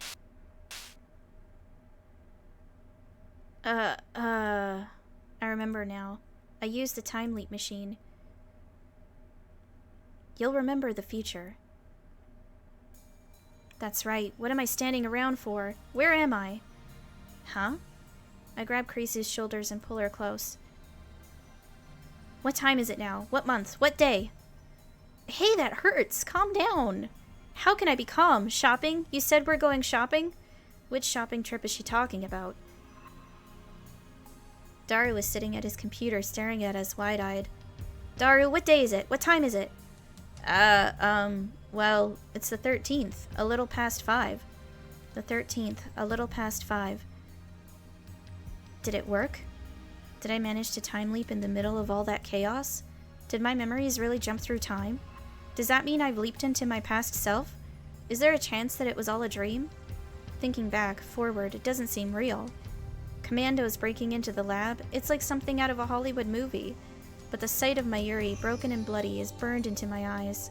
I remember the smell of the blood, the sound of the gunshot, the weight of the headgear on my head, the pain of the bullet tearing through my arm, Krisu screaming, Suzuha fighting to defend us. I remember it all vividly. I touch my arm. No bullet holes.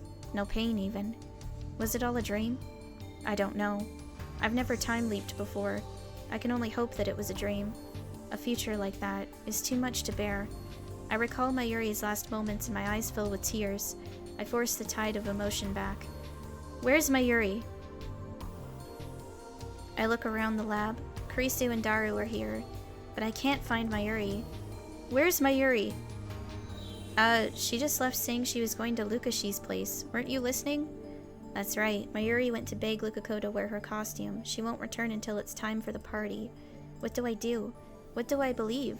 Was it a dream? Or was it real? If it was a dream, then I don't have to worry about anything. If it was real, then I need to act. Now. I take a deep breath. It must have been a dream. There's no way something like that could really happen. It was a nightmare brought on by anxiety, that's all. There's no other logical explanation. I desperately persuade myself that it's so. Little do I know that I will soon regret my foolishness. Krisu goes shopping alone. I stay in the lab with Daru, waiting for Mayuri to return. Tsuru, I'm back! An innocent smile. Mayuri is alive. Nothing will happen to her. Don't tell me I'm stuck in a death loop and that's my fucking ending. I'll be pissed. I was worried for nothing. When Suzuha arrives, we begin the meeting. Okarin! Okarin! I called Ferris-chan and Luka-chan, but they said they couldn't come. I've heard these words before. Deja vu, a trick of the mind. Oh, do they have plans?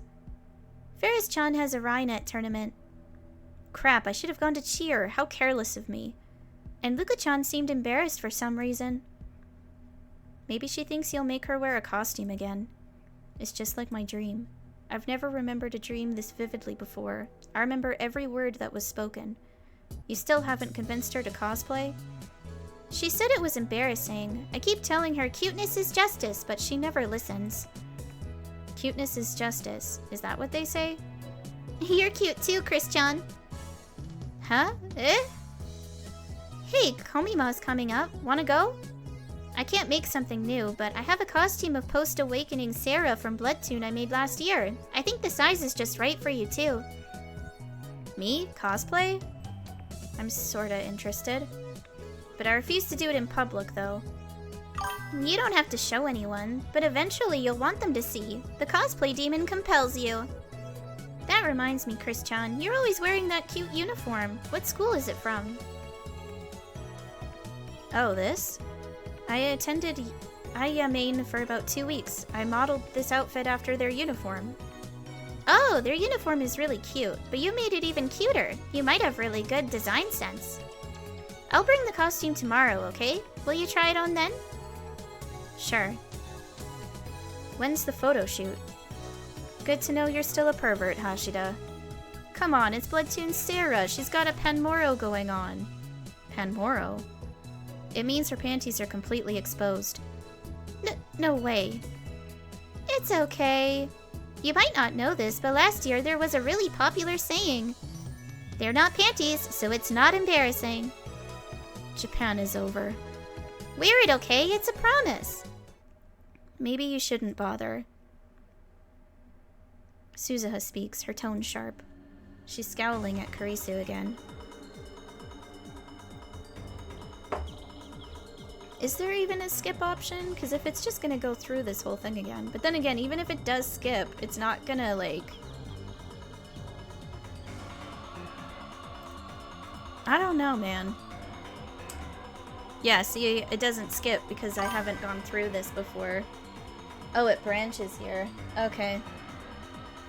Suddenly, the atmosphere in the room changes. I remember this too.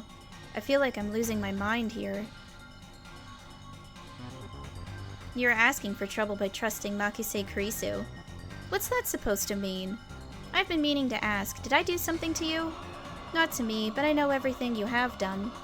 What do you mean? I've done nothing to be guilty of. Perhaps, but I know your true nature. Wow, you can see into my heart? That's groundbreaking technology. I'd love to hear how it works. It's not science. It's a prediction. So you're just making it up. I know. Okarin. Or, Okarin. Mayuri clings to me with teary eyes. Stop them from fighting! Should I listen to Mayuri's plea, like I did in the dream?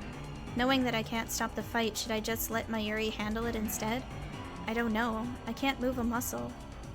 Jeez. Mayuri pouts, then goes over to the two girls. Guys? Mayushi doesn't like it when you fight. Let's all get along, okay? Daru comes over to chat with Suzuha, and gradually peace returns to the lab. Kurisu is in the development room, making a call, probably to her mother in America. I sit on the sofa and watch TV while sipping Dr. P, but I can't pay attention to what I see on the screen. It doesn't enter my head. Mayuri sits down next to me. She peels a banana and begins eating it. Hey, Okarin. It's been really lively here these past few weeks, huh? Stop it. Why are you saying the same things as in that terrible dream? It was a dream. It has to be a dream. It's fun! Mayuri smiles happily, not noticing my lack of a reply. Now that there are 8 lab mems, Mayushi thinks it's getting a little cramped in here. First, we don't have enough chairs. We should buy more. Do you have money, Okarin? I shake my head wordlessly. For some reason, I'm afraid to look Mayuri in the face. I guess you can use some of my salary. We need a new microwave too. Otherwise, I can't warm up any juicy chicken #1. Okarin, are you okay? You don't look so good. It's nothing. Are you feeling sick? Then you need to rest. Want to lie down? You can lie on my lap, okay? I'm not...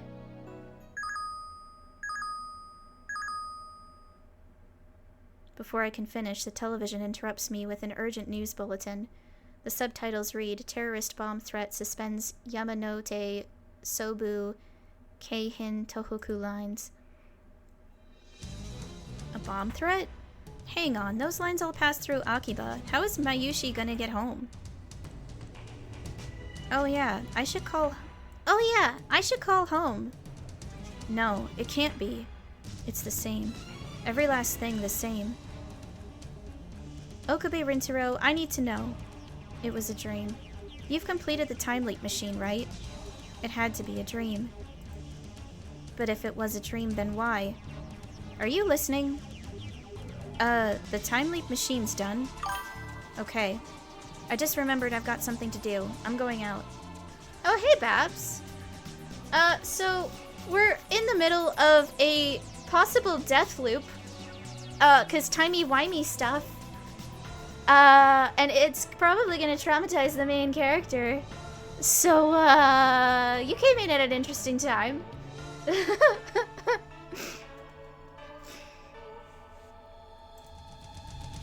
How are you doing? Let's go trauma, right? He already was by the first death. Yeah, but like, this is the second one. I feel like the second one is gonna be extra traumatizing. Cause like, it's probably gonna happen again. Maybe? I don't know. I actually don't know. Suzuha leaves the lab without another word. What's wrong with her? Does she know what's about to happen? Nothing's going to happen. The break-in was a dream. But no matter how hard I try to convince myself of that, I can't shake the icy hand clutching my heart. I can't breathe. Even though it's hot and humid, my body shivers. I remember this feeling too from the dream. Did I choose wrong? Was I granted a second chance only to let it go to waste? A soft feeling against my fingers. I look down to see Mayuri's hand holding mine. When I look up, I see worry written in her face. I reflexively look towards the door.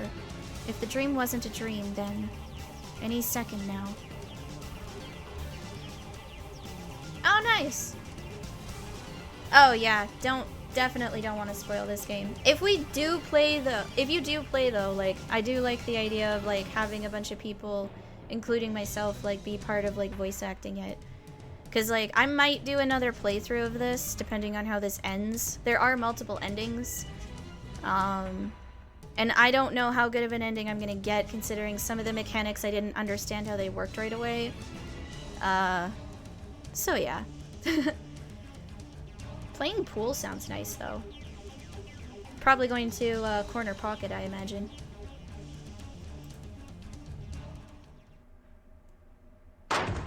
Yep, here we go. It happens exactly as I remember. 5 men burst into the lab. Oh, okay. I mean, that probably tracks. I didn't understand how some of the controls worked, so I feel like I could have made different choices or had different things happen had I known things earlier. But it's not the end of the world.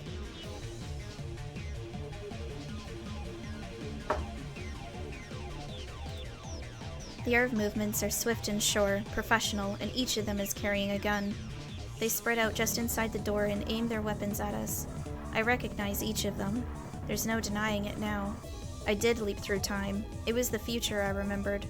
I was supposed to change this present, to stop the madness about to unfold, but I told myself that it was a dream and wasted my chance to save everyone. Hands in the air! Nobody move! Silence. Time seems to grind to a halt. The men say nothing. Why didn't I do anything to change this? Wasn't that why I leapt through time? The sound of heels echoes down the hallway. A woman is coming up the stairs. I mean, I hope I don't have to see that happen again, quite frankly. She's my favorite. Kuryo Moeka, the woman who will kill Mayuri. The dream was real. Those were memories of the future. This is happening because I did nothing to stop it. Moeka-san? We're taking the time machine. If I kill her first, will Mayuri live? I consider the option, but soon give up. The real danger is the men behind her. 3 of them have assault rifles. They'll gun us down the instant I try anything. My only hope is for Suzuha to make her move before Mayuri is shot. Is there even a chance? Makise Kurisu, Okabe Rintaro, Hashida Itaru. The 3 of you will come with us. You can't resist. Come with us. Where? I have no words. At least tell us where we're going. You cannot refuse. There is nowhere to run. We have men stationed throughout Akihabara. I don't want to hurt anyone. The three of you come with us. Why just the three of us? I'm not answering your questions. Come with us. It's your only choice. Moeka-san, you're a lab mem too, aren't you? No, I don't think so. As long as it's not like the picture of Mayuri being shot in the head. If you did that, then I'd be probably a little upset. In reply, Moeka pulls a gun from her belt and points it at us. It's happening again. Our mission is to silence you.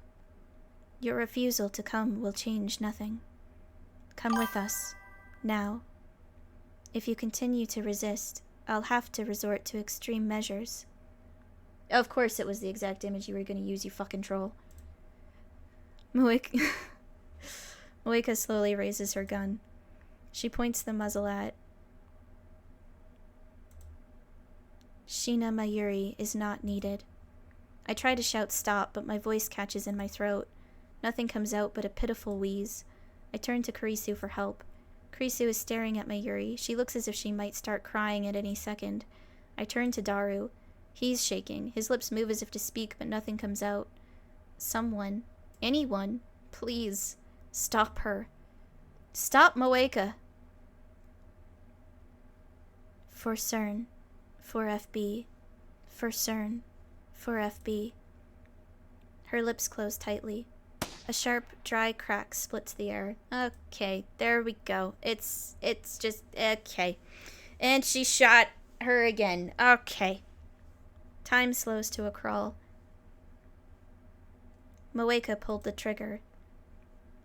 Blood spurts from Mayuri's forehead. It splashes across my face, wet and warm. Her delicate, frail body falls towards me. I catch her. Her body is limp like a puppet with no strings. Her head and arms dangle lifelessly. The smell of gunpowder fills my nose. And then the smell of blood. Wah! Daru clutches his head and falls to his knees, screaming at the top of his lungs. In my arms, Mayuri takes one long, ragged breath. And then... Oh, Karit. No. No! She's dead. Mayuri's dead. Again. Her face is covered in blood. Her blood stains my hands. It's warm. You three, come with us. Now. No more warnings. Resist, and we will kill you too. I hear a voice, but I can't comprehend what it's saying. It's the same. I knew it would be. I let Mayuri die again, because I didn't believe my own memories of the future. I lay Mayuri down on the floor. I'm sorry, Mayuri. I'm so sorry. I stand up. Rage takes hold of me once again. I'm helpless to resist. I take one menacing step towards Moeka. Okabe! Kurisu grabs my hand before I can take another. You can't! Let me go. You can't! They'll kill you! Moeka's gun is aimed at my head. Her finger is already on the trigger. You gonna kill me too? If you resist. Please, Okabe, do what she says, okay? Otherwise, they'll kill you too. I grit my teeth and suppress my anger. Just then, something small and round strikes Moeka's gun hand. She drops her gun. At her feet lies a small stone. Get down! Quit! The next events transpire exactly as I remember. Suzuha appears in the doorway, knocking down the first man before anyone can react. She then proceeds to dispatch the remaining men with a series of swift, precise maneuvers. Who the hell? The dark-skinned man, the last one standing, takes aim at Suzuha with his assault rifle, but before he can fire, Suzuha snatches a stunned attacker's gun and shoots him. Gwa! Blood spurts from the man's hand. Without stopping, Suzuha delivers a soaring roundhouse kick to the man's jaw. Enough! Moeka and Suzuha point their guns at each other. A standoff. Neither moves. Silence returns to the room. Well, I need more water. Who are you? 42. She glances at me. TV. This time I already know what she means. Turned on. I make a break for the development room. Don't move. That's my line. Kurisu is right behind me. I grab the headgear and jam it on my head without a moment's hesitation. Okabe, I'm going back. But what if it fails? Get the machine started. There's no time to argue. I grab Mode Snake from the shelf. Kurisu bites her lip and starts setting up the X68000. Okabe Rintaro, one of them's headed your way. Kill them. Don't let them use it. Before the crew cut man enters the development room, I push the switch. White smoke instantly fills the room, rendering it impossible to see. Are you sure, Okame? Are you sure about this? Really? Do it, Kurisu. Activate the machine. I see blue-white light shining through the smoke. The discharge is starting.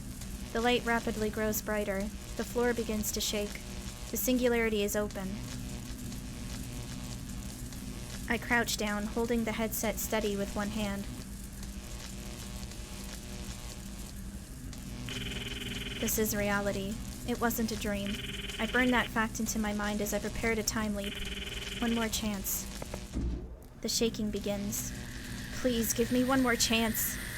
Once more, the world explodes into light. Is it gonna be back to that same moment that he returned on the same day? I can't hear. It feels like something is crushing my eardrums. Ah!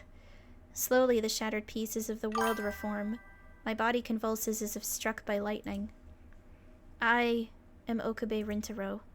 I'm in the lab development room, standing in front of the time leap machine with my phone to my ear. Ugh. My brain hurts again. This isn't like a headache, it's somehow deeper. With the pain comes a torrent of emotions, sorrow, longing, hope, joy that threatens to wash away my psyche. However, only one thing matters. It worked again. I quickly returned to the lounge. Kyah! You surprised me! I almost crashed into Kurisu. Don't startle me like that. Daru, is it just before 5 on the 13th? Yeah? Alright, time leap successful. I pat Kurisu on the shoulders, almost in an embrace. You're a genius. What's gotten into you? Stop manhandling me, it's gross. I scramble for my phone.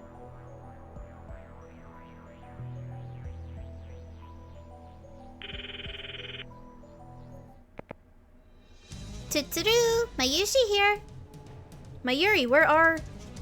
But I can't answer the phone right now. It went to voicemail. Please leave your message after the beep. Mayuri, contact me at once, okay? At once. I hang up. I look at my watch again. It's just past 5. Thank God for the time leap machine. It makes me shiver to imagine what would have happened without it. I have 3 hours until Moeka kills Mayuri. Everything's going to be okay. That's plenty of time to escape. First, I'll meet up with Mayuri and leave Akiba. We can go to Ikebukuro. Wait, what if they're watching her house? Maybe we should hop the bullet train and get out of Tokyo entirely. Anyway, we're fine as long as Moeka doesn't find her today. So first I need to find Mayuri. Okabe? You look kind of crazy. What's wrong? Kurisu and Daru look at me with concern. Both of you get out of here, now! What's this about? I check my wallet. I only have 9,000 yen and some change. I'll need to stop by an ATM and withdraw everything I have. Is this another one of your fantasies? Kurisu shrugs her shoulders, dumbfounded. I don't have time to answer her. I slip beside her and dash out of the lab. Okabe, where are you going? Hey! I run full speed to Yanabayashi Shrine. Naturally, I have to stop for breath before I get more than a few blocks. The sun is setting, but the temperature still hasn't dropped below 30. Sweat quickly covers my entire body. I'm not good at exercise in the first place. I finally stagger through the archway. Now I regret not borrowing Suzuha's bicycle. But no, there wasn't time for that. Finding Mayuri comes first. I run to the courtyard where I find Lukako standing alone with her bamboo broom. Lukako! Ah, Okabe-san! She bows her head. What's wrong? Mayuri! Where's Mayuri? Mayuri-chan already left. She left? Yes. When you see her, could you tell her that I'm sorry? I'd really prefer not to cosplay. I don't want to disappoint her, but it's too embarrassing to dress like that in front of people. I finally catch my breath. I don't have time to listen to Lukako's apologies. Mayuri went back to the lab? I think so? That doesn't make sense. I know she comes to the lab around 6:30. It's still 5:30. No matter how slowly you walk, it shouldn't take more than 20 minutes to get to the lab. So what was she doing for the extra 40 minutes? We don't have time for this. She didn't say she was dropping by somewhere? No, I didn't ask. Is something wrong? I mean, you could redeem it and find out. 'Cause, that'll tell you what it does. If Mayuri comes back here, tell her to call me right away. Okay. I'd better check the lab. We might have missed each other. When I get back to the lab, nobody's there but Daru. Did Karisu go shopping by herself? I call out to him as he's ordering pizza on the computer. Where's Mayuri? Did she come back? Huh? No. Gah, where is she?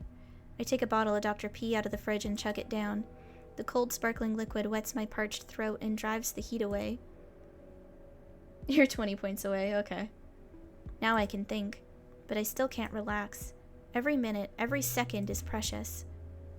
Alright, anyhow, I need to not only use the washroom, but I need to get some more water, because this is starting to make my throat dry. So we're gonna take a quick little pee break, and then I will be back to see how this all goes.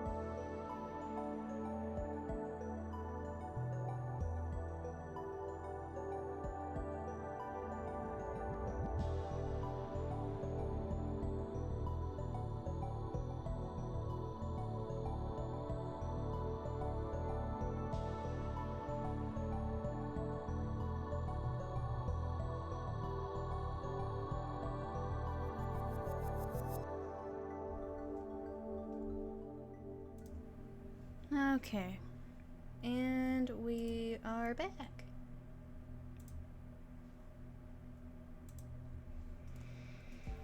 Okay. Just have to get myself comfortable. 1 second. I'm gonna pull out my my little footstool. Yeah. There we go. Okay, and comfortable.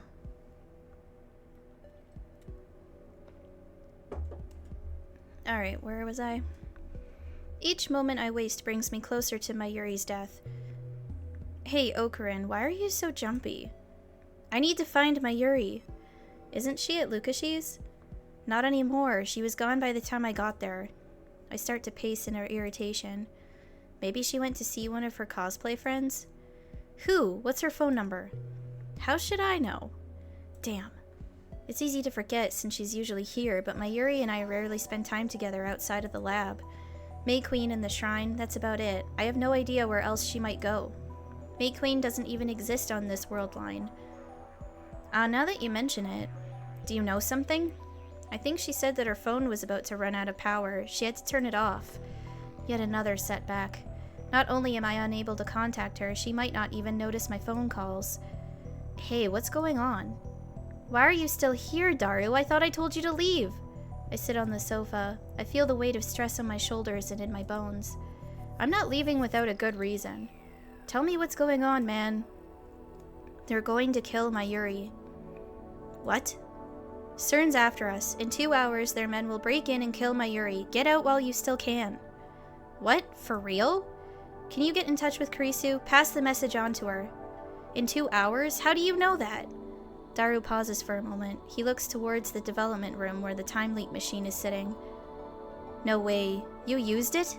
I nod gravely. I kick Daru out of the lab and send him home. He promised to call Kurisu for me and tell her to stay at her hotel, but a few minutes later she calls me directly and demands an explanation. It takes some effort, but I manage to convince her to do as I say.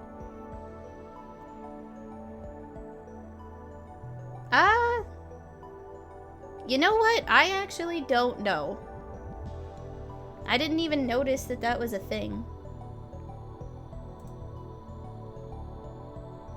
Are they?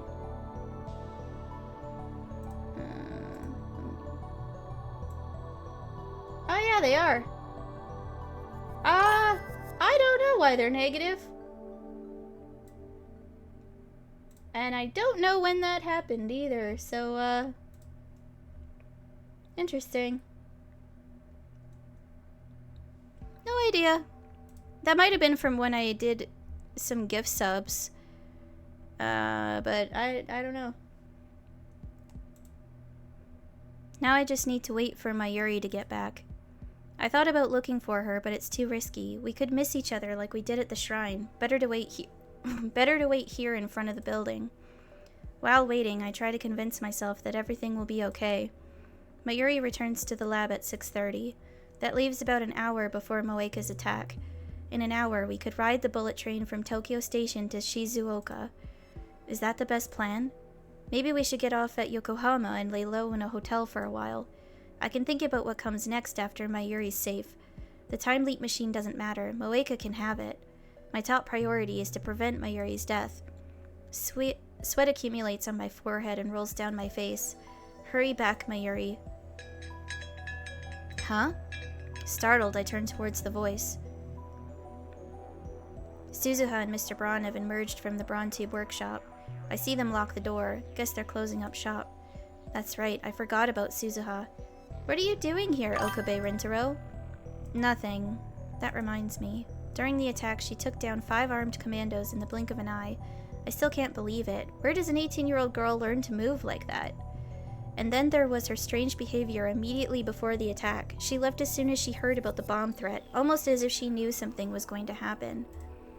And finally, there's that business with her father. Everything about her is a mystery. Who is Amane Suzuha? Oh, I know. You're getting ready for that party tonight, aren't you? How did you know we're having a party?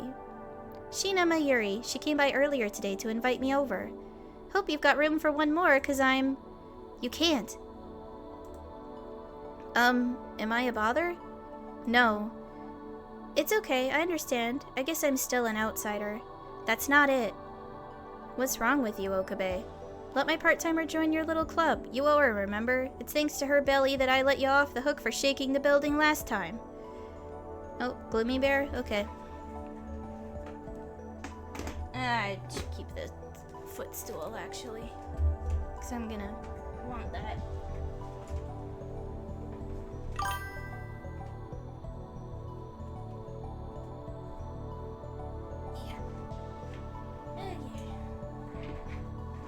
It's really hard to move the chair with the footstool out. Okay. Ah, that was my knee! Oh, that was my knee.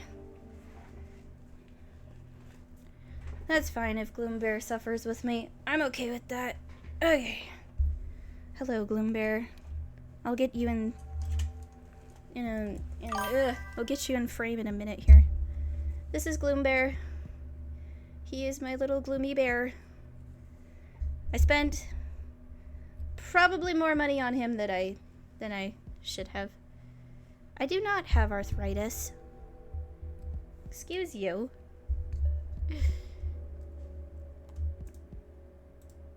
Oh god. Did this freeze on me? Okay, no, never mind. My belly? Hey! Suzuha has recovered her jacket. She's properly dressed now. She's got a fine belly, tight and well-trained. I'm standing right here, you dirty old man. The party is cancelled. I'm sorry, part-time warrior, but please go home today. Cancelled? Yeah, sorry. I attempted a smile, but with little hope of success. I don't know what's going on, Okabe, but don't do anything reckless. Huh? It's weird to have him give me advice. I thought he was just a dirty old man who loved CRTs. Maybe he's sharper than I thought. Or maybe he's just telling me to stop shaking the building. I got in a fight with Mayuri. Things are a little complicated right now, that's all. That's the best lie I can manage. Oh, is there gonna be blood? Blood? I mean, look over there. Suzuha points across the street. I turn to look. To my surprise, there's Mayuri walking up the street with a big bag. When she notices us, she waves her hand with a ditzy smile. Mayuri! Huh? Weren't you fighting? She looks really happy to see you. I ignore Suzuha and run to Mayuri. The clock on my phone says 6:33. Hey, where are you going? I wasted precious time talking to Suzuha. Now that I've secured Mayuri, we need to get as far away from Akiba as we can. What's the rush, Okarin? I ignore her question and grab her hand. Run! To the station! Whoa, wait! My bag! Forget it, just run. Why? Just run. Oh, well that's unpleasant. I can't get the image of Mayuri's death out of my mind. I won't let them kill her. I won't. Mayuri gives no further resistance. She follows obediently, quickly matching my pace. I forgot that she's faster on her feet than I am. Well, you can, as long as it doesn't have spoilers. 'Cause no fucking spoilers! This is my first playthrough. No spoilers. Hey, where are we going? First we'll head for Tsukuba or Yokohama. I'm already gasping for air. Mayuri, however, might as well be strolling along for all the difficulty she's having. How can she be so ditzy yet so athletic at the same time?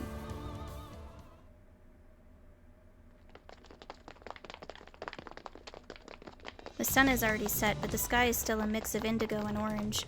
We run through streets lit by dazzling shops. Everything will be fine once we make it on the train. I hold this thought in my mind as we run. I'm already exhausted. Mayuri practically has to drag me along to keep going. Shouldn't we rest a bit? No stopping until we're on the train.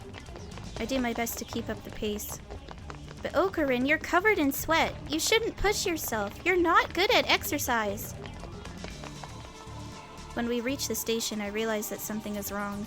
The station is packed, seriously packed. You don't see this many people, even at rush hour. The crowd is milling around the entrance. For some reason, it looks like no one is going in. What's going on here? A protest? Some kind of street performance? I don't have time for this. Just then, an announcement plays over the PA. Your attention, please. The Yamanote, Keihin, Tohoku, and Sobu lines are currently suspended. We sincerely apologize for the inconvenience and kindly ask for your cooperation. Finally, I realized my mistake. Yeah, why'd you forget about the fucking bomb threat at the train station? Like, I know you're kind of like having like an emotional response to like literally all of this, but like you could try and have a little bit of rationality there somewhere, considering you're supposed to know the future.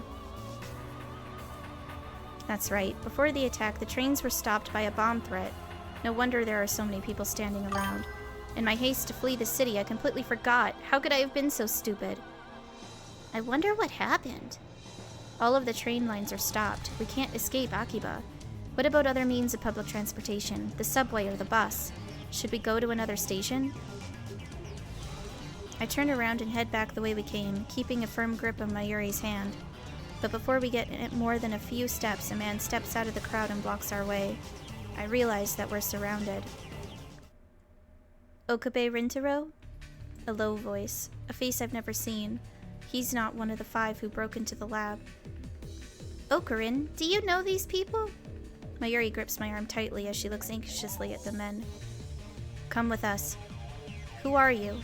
Instead of answering, the man makes a grab for my arm. I jerk away and try to escape, but the men move to block us again. If you resist, we'll kill you. CERN. They're with Moeka? She must have planned for this in advance. A chill runs up my spine. We made a terrible mistake when we hacked into CERN. I realize that now, though it's far too late. Are you going to kill us with all these witnesses around? This isn't a game. I feel something cold against my back. I don't realize what it is at first. Then it hits me. A gun. I gulp. My blood goes cold. Am I going to die here? Will my time leaping be for naught? No, I can't give up. I won't let Mayuri die. I won't accept that future. But how do I get out of this? The crowd at the station has grown even thicker. People are starting to argue with the station personnel, demanding to know when they can go home. The situation is quickly becoming chaotic. Suddenly, a fight breaks out nearby. It looks like some people are trying to shove their way through. This could be our chance. A tide of people surges into us, knocking the man behind me off balance. Now! I quickly turn and strike the man's hand aside. His gun falls away. Then the man gets swallowed by the crowd. Run, Mayuri! I grab Mayuri's hand and start running.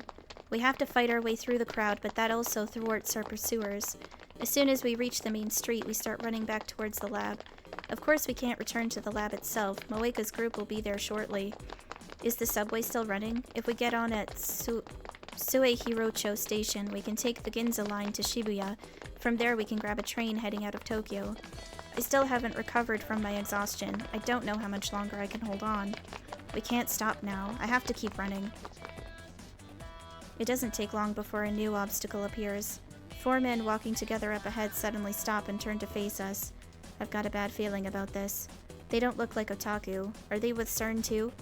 My fears are confirmed when the 4 men start walking towards us, arms spread to block the street. No doubt about it, they're after us too. I turn to flee back towards the station, and there I see the first group of men closing in behind us. We're trapped. Enemies on both sides.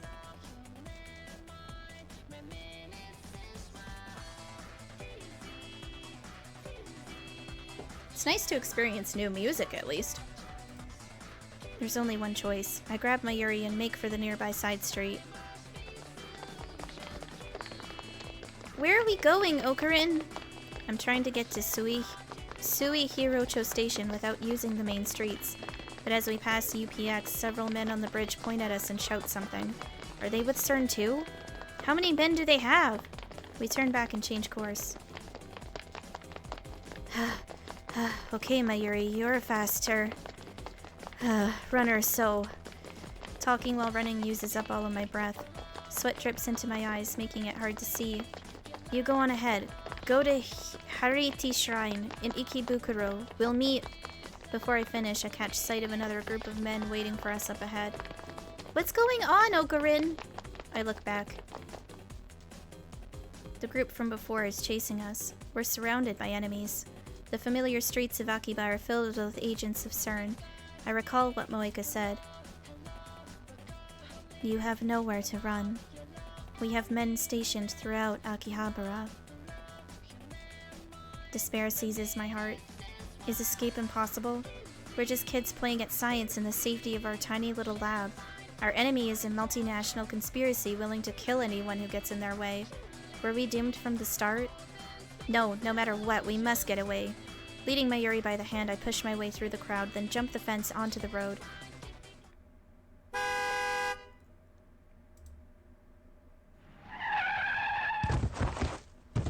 Something strikes me with crushing force, sending me tumbling across the pavement.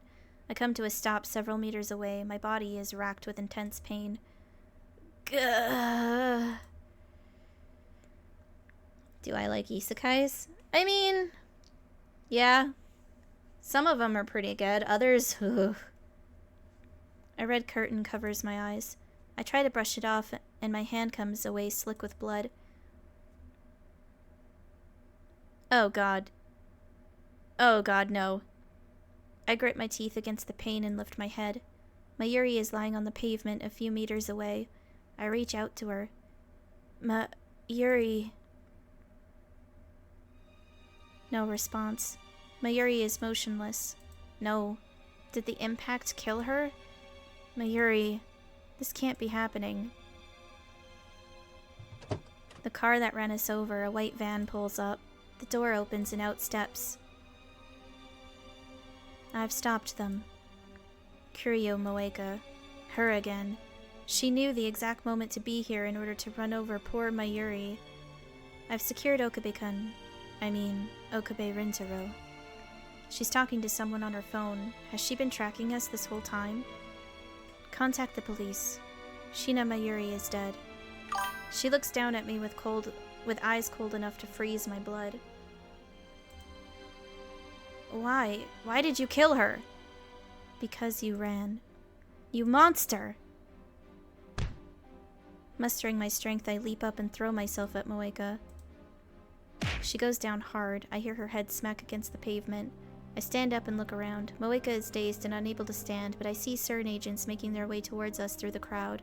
I've got to get out of here. I take a step. A sharp pain stabs through my body. The crash must have broken a bone in my leg. It doesn't matter. I have to get to the lab and time leap again. That's the only way to save Mayuri. I look back at the site of the accident. Moeka is slowly regaining her feet, but Mayuri remains limp and motionless on the road. It breaks my heart to leave Mayuri lying there, but I have no choice. I have to go. Back to the lab.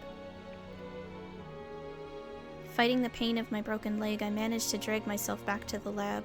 Surprisingly, CERN's men didn't chase me. Nobody's at the lab when I arrive. Only the lights are still on. Relieved that Kurisu and Daru haven't returned, I head straight to the development room. I remembered to break into the Braun-tube workshop to turn on the 42-inch CRT. My body is drenched in sweat and I can't stop shivering. Everything hurts, especially my right side where the car hit me. If I'm not careful, I might lose consciousness. My vision is blurry, it's hard to focus. My left arm is numb and can barely move. But still, I force myself to activate this X68000 and input the settings. I'm gasping for breath like a wounded animal. The sound of my heartbeat fills my ears. Mayuri. They killed her again. I failed to protect her. I'm sorry, Mayuri. I'm sorry. Choking back my tears, I frantically pound on the keyboard. Go away, spam callers. Police sirens echo in the distance. Moeka hit Mayuri in front of hundreds of witnesses. They'll probably take her in for questioning. Even if CERN bails her out somehow, she should be stuck for at least a couple of hours. The real problem is her men. Those mercenaries, or whatever they were, CERN's hit squad. Why didn't they come after me? It should have been easy for them to catch me, injured as I am. I need to hurry. If they show up here, they'll kill me for sure. Settings complete. I put on the headgear. I'll get blood on it, but that doesn't matter. A surge of anxiety washes over me. What if the time leap fails? What if my memories are corrupted? I might forget who I am. I might lose myself. Should I really use the machine? Of course I should. I curse my weakness. Mayuri's dead, remember? This can't be allowed to happen. No risk is too great. I will save Mayuri, whatever it takes. I alone have the power to change the past. What am I waiting for? Swallowing my fear, I activate the time leap machine.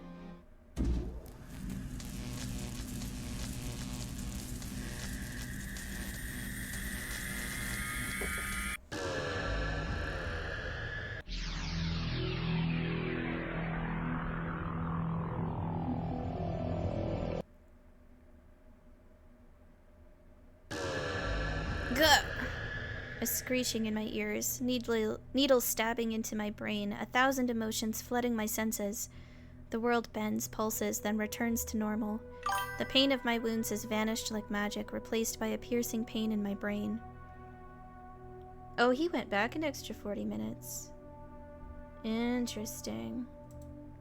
I fight back a wave of nausea and take stock of the situation. I'm sitting on the sofa with my phone to my ear. Another successful time leap. That makes 3.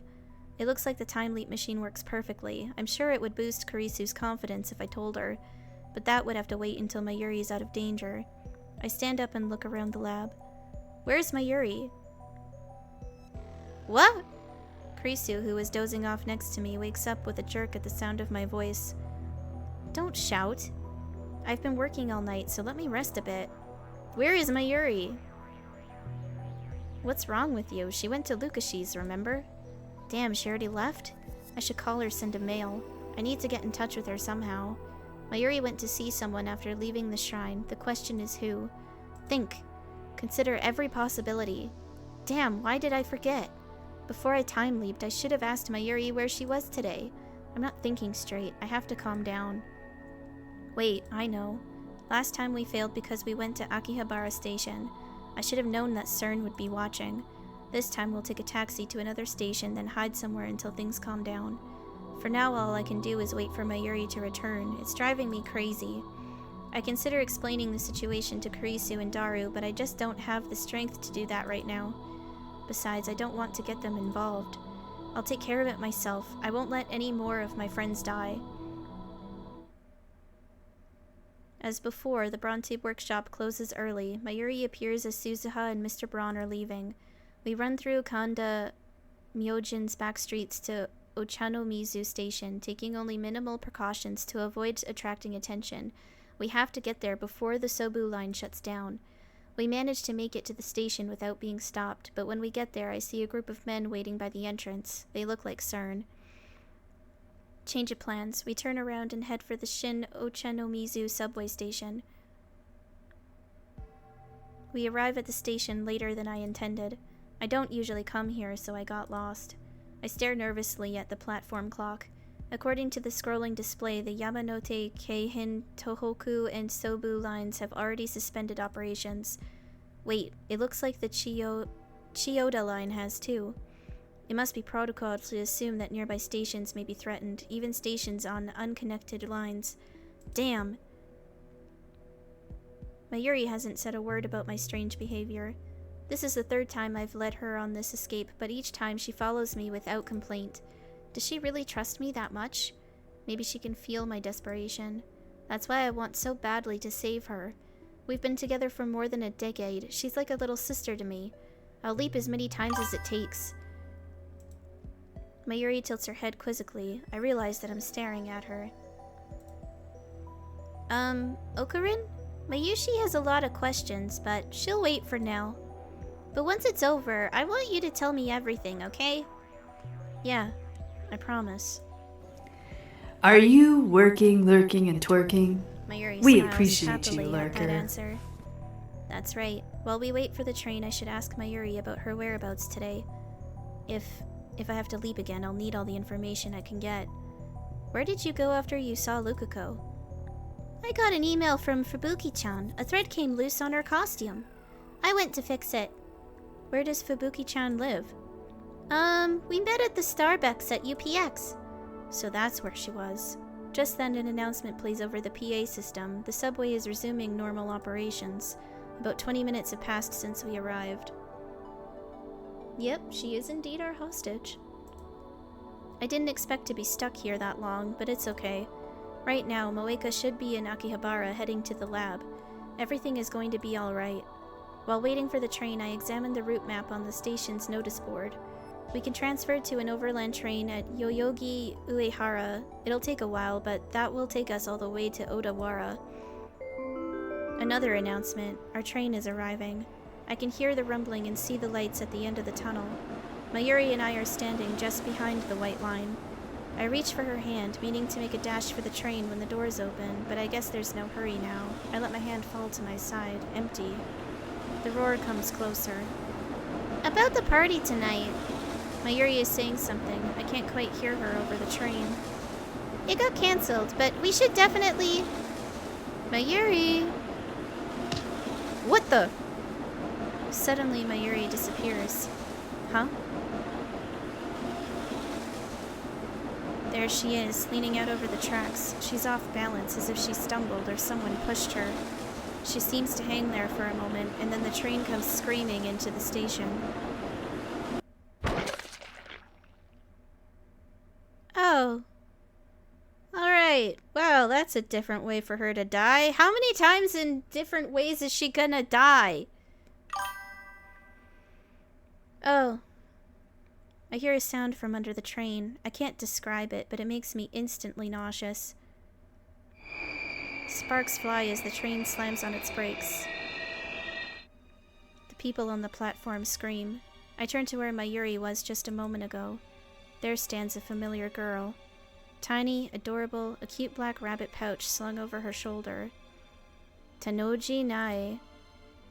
She looks up at me. Her eyes are wide. Her lips tremble. What the fuck? I saw Mayuri. I wanted to surprise her. It wasn't on purpose. It wasn't... She stares at me for a few more seconds, as if waiting for me to say something, then turns and runs away. The platform is in chaos. The PA informs us that there's been a personal injury accident. Nae is already gone. I don't go after her. Instead, I peek timidly through the gap between the train and the platform. One side of the track is a wash of red. My mind is blank. I can't think. I don't even remember how I got back to the lab. Moeka's group should have come and gone, but the time leap machine is still there. Still here. I guess I should be grateful. No! Tell me nothing. Nothing at all.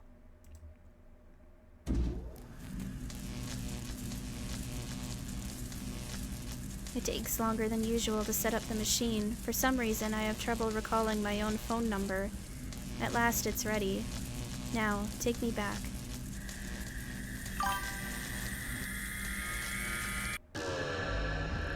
Oh, well, that's nice of you, but no spoilers of any kind.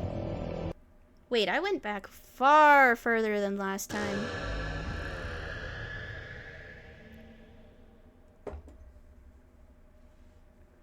The leap occurs instantaneously.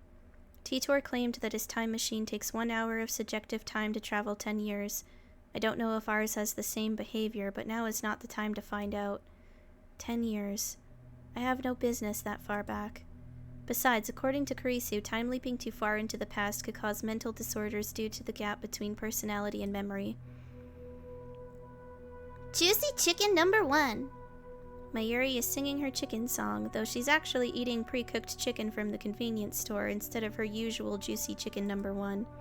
She had to switch because she can't warm up frozen chicken in the microwave, which is now a dedicated part of the time leap machine. I was right to come back 5 hours. Mayuri is still in the lab. But what the hell happened back there? It hurts, but I force myself to recall that horrifying scene. Mayuri died again.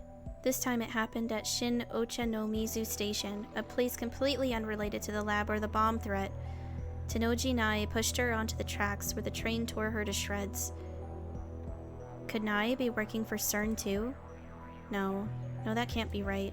Nae has a habit of jumping on Mayuri and greeting. She was probably just being her usual affectionate self. But why did she choose that precise moment? I don't know. I sense malice. Whose malice? It's like fate is playing a cruel joke on us. Whatever the case, all that matters now is that I have another chance. I need to act. I have the power to save Mayuri. I will do whatever it takes to find a way. This time we hail a taxi on Chuodori. It'll be expensive, but that hardly matters now. Mayuri comes along quietly. I consider taking her home to Ikebukuro, but Moeka's group might be watching her house. I have no idea where they are at this point in time. Instead, I ask the driver to take us to Shinagawa. However, the traffic is unusually heavy. The driver says it's never been this bad before. There must be an obstruction up ahead, an accident of something. That's the only explanation I can think of. Oh, an accident or something. We've made it out of Akiba, but at this rate, it will take forever to reach Shinagawa. I consider getting off here and taking the train, but then I remember what happened at Shin Ochanomizu Station. I have a bad feeling about this. That would be really awful, though. Like, what a way to go. The traffic jam could be CERN's doing. I look out the window and scan the crowd for anyone who might be a CERN agent. 3 hours later, we're still stuck. According to a conversation I overheard between our driver and another driver, there's some kind of inspection up ahead. Furthermore, it doesn't seem to be a police inspection, and a small fight broke out at the inspection site or something.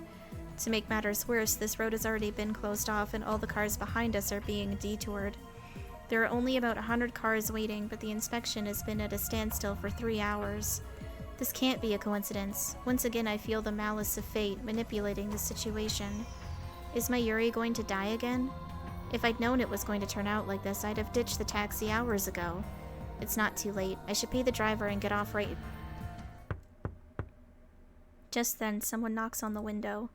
Our taxi is stopped in the middle of the road. What's going on? I look over, but before I can say anything, a man opens the rear door and gets in next to Mayuri. Eh? He's holding a knife. Another assassin. Mayuri, look out! Before she can reply, the man covers Mayuri's mouth with a large, meaty hand. I try to open my door, but it's locked. Only the driver can open it from the inside. Mayuri opens her eyes wide. Her body twitches. What? It all happens too fast. The man sinks his knife into Mayuri's chest. A bright red spot stains her clothes. What? Be quiet, Okabe Rintaro. Another man gets into the passenger seat. He points a gun at the driver and says something to him. Strength drains from Mayuri's body. Her eyes slowly close. A tear rolls down her cheek. I watch her die inches away, powerless to stop it. I can feel her last breath against my skin. They killed her again. Why? Why? Why can't I save her? Why won't you let me save her? Who decided that Mayuri must die? Moeka? CERN? Or does the world itself wish for Mayuri's death? I won't accept that. I clench my jaw and throw myself forward, driving my forehead into the killer's nose. Gah! He falls back. I shout to the driver. Open the door! I crawl out of the taxi and take off running through the traffic jam. After running for hours, I make it back to the lab. Luckily, the time leap machine is still there. Why is the time leap machine still consistently there if that's all that Moeka wants? Because if that's really all she wants, she could just go into the lab, steal it, and then not have to bother with this business of killing Mayuri in order to get to Okabe Rintaro. Like, what is the motive here?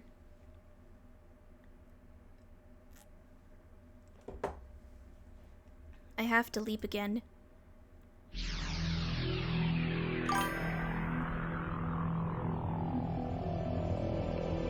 Well, I guess. That would explain it, but like... Again, why is the target Mayuri first? Because Mayuri... Like, yeah, she's involved with the club, but she doesn't know anything important that would be useful.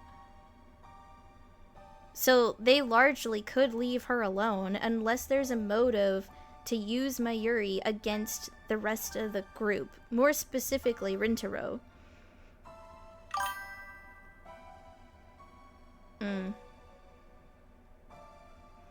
Every time we run, Mayuri dies.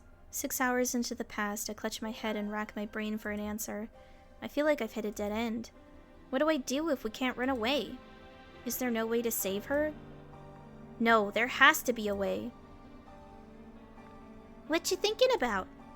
Mayuri's blank stare is the only answer I get. This time I take her to the closest police station and beg them to protect her. When asked why, I explain that someone is going to kill Mayuri 6 hours from now, but without any proof that there's someone after her, they have no choice but to turn us away. It's past 6 by the time we leave the station, and we're left with no choice but to keep running. I wish that I could blame my previous failures on bad luck. We could try Ochanomizu or Shinbashi again, and maybe this time she won't die. But I don't have the courage to try those routes again. At the same time, we can't stay in Akiba. We're running out of options. Subways, trains, and taxis, all out.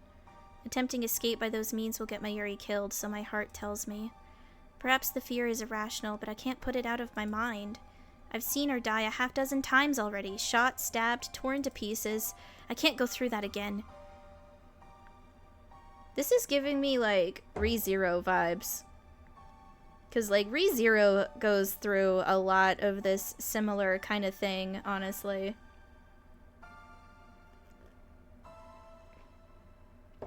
I need to finish that anime. I haven't finished it yet. We take refuge in Yodobashi Camera. I thought we could keep hiding there indefinitely, but just after 7, we hear an explosion in front of the station. Yodobashi goes into chaos. Policemen appear and start evacuating the store. When I try to explain our situation, an officer shouts, "Terrorist!" and pulls his gun. This can't be happening. This isn't America. Japanese police officers don't shoot without provocation. Mayuri dies. It happens so fast.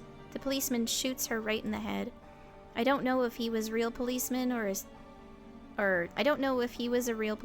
CERN assassin in disguise. It doesn't matter. I can't deny it any longer.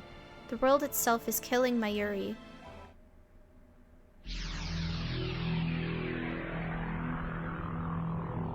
Okay, now we're going back even further.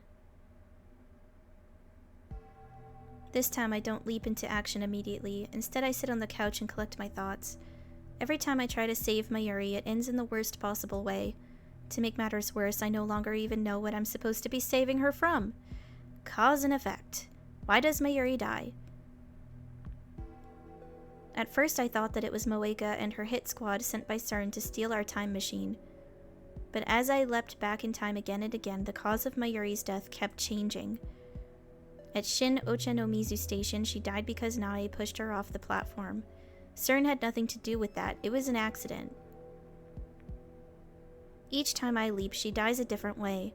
What does that mean? I've been thinking for an hour and I'm no closer to an answer. I want someone to tell me, but who can I ask? I'm the only one in history to leap through time. No, there's one more. John Titor. But he's not replying to my emails anymore, and he hasn't posted on @channel in days. I'm not even convinced he's a real time traveler. Alright, I am gonna save for a hot second here, because so much has happened. I decide not to run this time. Instead, I take a different approach, strike first.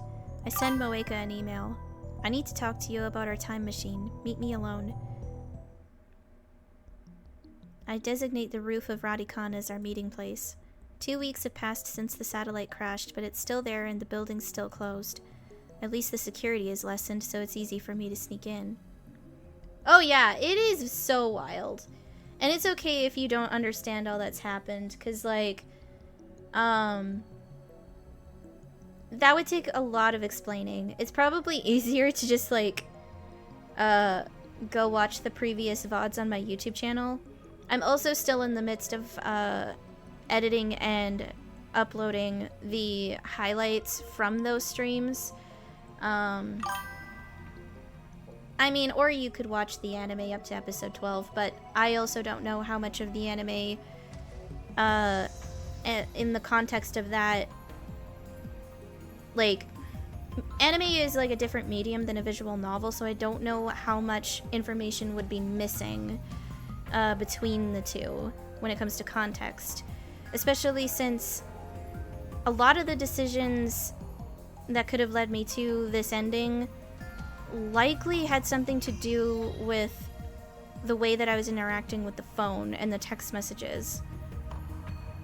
But of course, I didn't realize or think about the fact that I could reply to any of those text messages until much later, so I honestly... There's supposed to be so many different endings, but I don't even know how you would even get to them. I don't even know what this one's gonna lead to. I'm just like... This has been a wild ride, okay? Wild ride. At least the security... Okay, yeah, I already read that. Not that there's any sneaking to do. I just walk in through the front door like I belong here. Like I belong there. No one questions me. Last time I came here was for Dr. Nakabachi's presentation. Of course, on this world line, the presentation was cancelled. Naturally, there's nobody here but me. It occurs to me that this is a dangerous gambit. Moeka might have a gun, and I already know that she's willing to use it. But then, I don't intend to play fair either. We're supposed to meet at 5:30. It's just after 5. I came early in order to ambush her. I hide in the shadows and wait with bated breath. About 30 minutes later, I hear the door open. Moeka makes her entrance, alone. She looks around restlessly. She still hasn't noticed me. I take a gun out of my shirt. It's not real. It's feature gadget number 1, the Brit particle gun. It's just a toy ray gun with a remote control attached, obviously a bluff, but all I could repair on such short notice. I run up behind Moeka and shove the Bit particle gun into her back. Don't move. Hands up. Just like a Hollywood movie. But this isn't a movie, this is real. And she isn't an actress, she's a murderer. After Moeka raises her hands, I feel through her clothes. Sure enough, she's carrying a gun. I take it from her and press it to Moeka's back in place of the Bit particle gun. Sorry to disappoint you. The first gun was a toy. Talk. I know you were sent by CERN. How? How? You want to know how? My frustration and rage boil over. Because of her. Because of her, my Yuri. I came from the future, that's how. You think I'm lying? I've repeated the last several hours a half-dozen times already. I've lost count of how many times exactly, and I haven't slept at all that entire time. Strangely, I'm not tired at all. I know what you're planning. Around 7, you're going to stop the trains. Moeka gasps. So it was their doing. I also know that you're planning to attack the lab, you and your men, and then you're going to kill my Yuri. I understand. I'm a time leaper. Moeka nods faintly. I could kill her now. It would be easy. But no, I need information. Who are you people? Rounders. Moeka answers with surprising obedience. I guess she values her own life, even though she has no problem depriving other people of theirs. Rounders? What does that mean? How are you related to CERN? By email. No, speak. The Rounders are an organization separate from CERN. Covert operations. We don't exist. Like a private army? No. Our mission is to find and acquire IBN 5100s. They send us around the world. We collect them. IBN 5100s. That's right, when I met her, she was looking for an IBN 5100.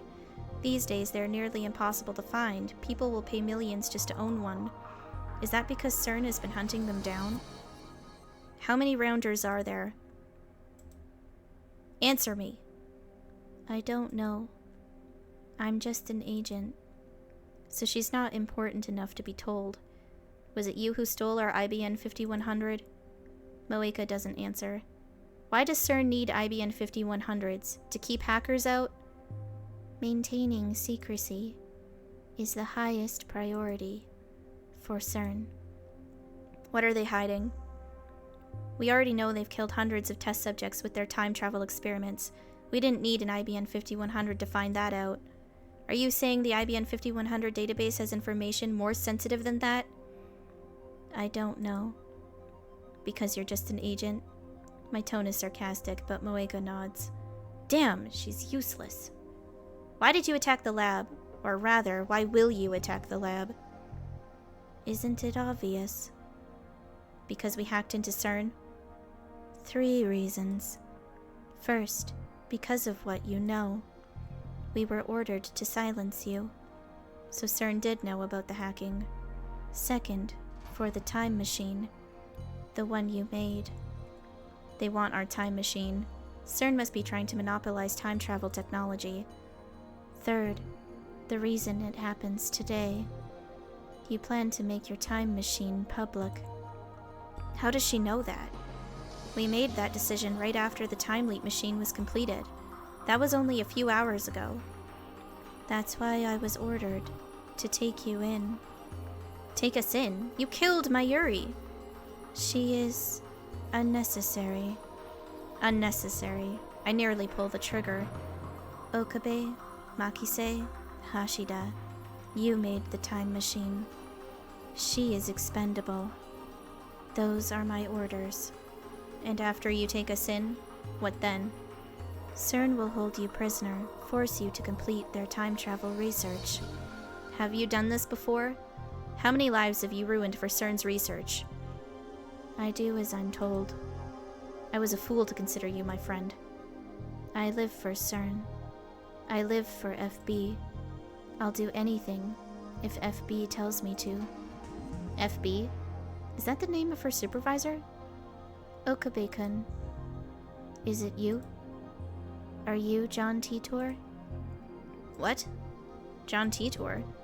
There's no one else it could be. Me? I don't have time for this. I dig the gun into Moeka's back. If you want to live, you'll call your friends, call FB, cancel the attack. Moeka shakes her head. I don't have the authority. I don't care. Find some way to stop the attack. Otherwise, I'll kill you. I can't do it. I'm not a killer. My hands are trembling, just like Moeka's were before she shot Mayuri. Why? Why did you kill her? She was hesitating. She didn't want to pull the trigger, but she did. You didn't want to kill her, did you? So why? I just obey. FB. Then bring that son of a bitch here. Moeka shakes her head again. I don't care about your authority if you don't do what I say. I can't. I've never... Something hard stabs into my back. A chill runs through my body. There's someone behind me. Drop the gun. A man's voice. Is he with Moeka? You lied, Kuryo Moeka. I'm ready to pull the trigger in cold blood. We promised to meet alone. Moeka doesn't answer. I said drop the gun. I'll give you the time machine. Just don't kill anyone. Even if you do that. Even though I'm still pointing the gun at her, Moeka steps away and turns to face me. Her eyes are cold, her expression unreadable. You'll still be held prisoner. Forever. Moeka takes the gun from my hand. I'm unable to resist. Please. I'm sorry about the hacking. Just please don't kill anyone. Something strikes the back of my head. My legs give out instantly, sending me to the ground. Darkness creeps in. Target B in custody, requesting backup. Deep down I knew I can't save Mayuri. Even if Moeka's group doesn't kill her, someone or something else will. The world itself wants her dead. That is the choice of Steins Gate. Steins Gate? There's no such thing. Those words have no meaning. It's just some nonsense I made up to sound cool. Steins Gate doesn't exist, but fate does. Fate, God, the will of the universe, an absolute force that no one can resist. It exists and it has sentenced Mayuri to death.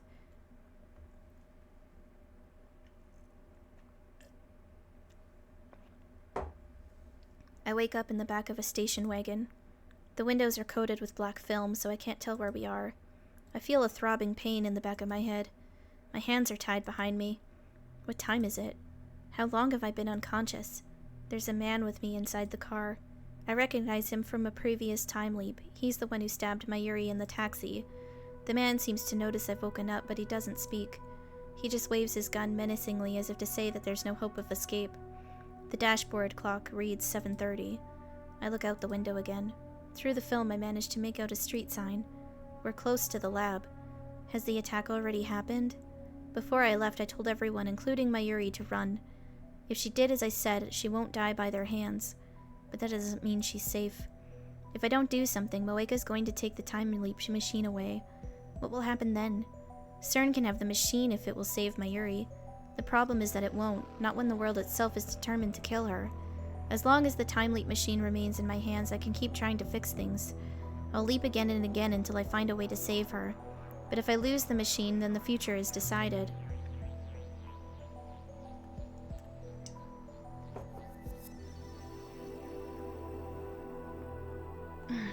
A future without Mayuri.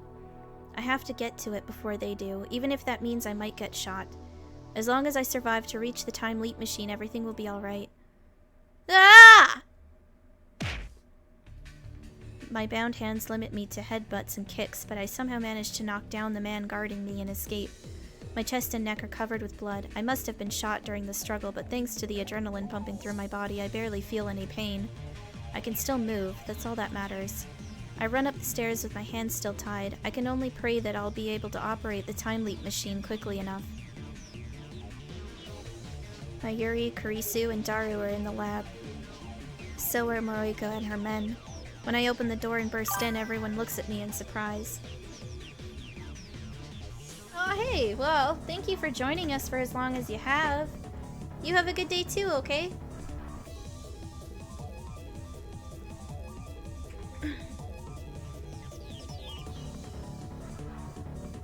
Okarin! When she sees my tattered body, Mayuri runs up to me with tears in her eyes. Wait! I try to stop her.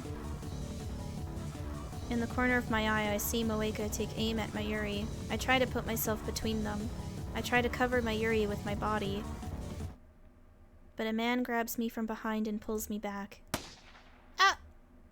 I watch helpless as Mayuri's tiny body drops to the floor. Her eyes, wide and wet with tears, seem to stare into mine. But I can see that they have already lost their light. She's gone. Again. Again. Again! What happens next is the same as before. Suzuha defeats the Rounders and Kurisu helps me time leap.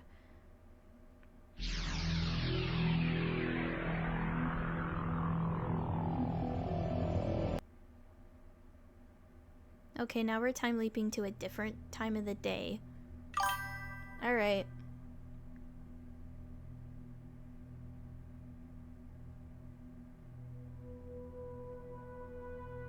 I mean, if it's on Discord, I don't know if that's possible. Actually, it should be. Because I think you were the one that made the Discord server originally. So it should be fine. A flood of sound beats on my eardrums. Yeah, okay, I thought so.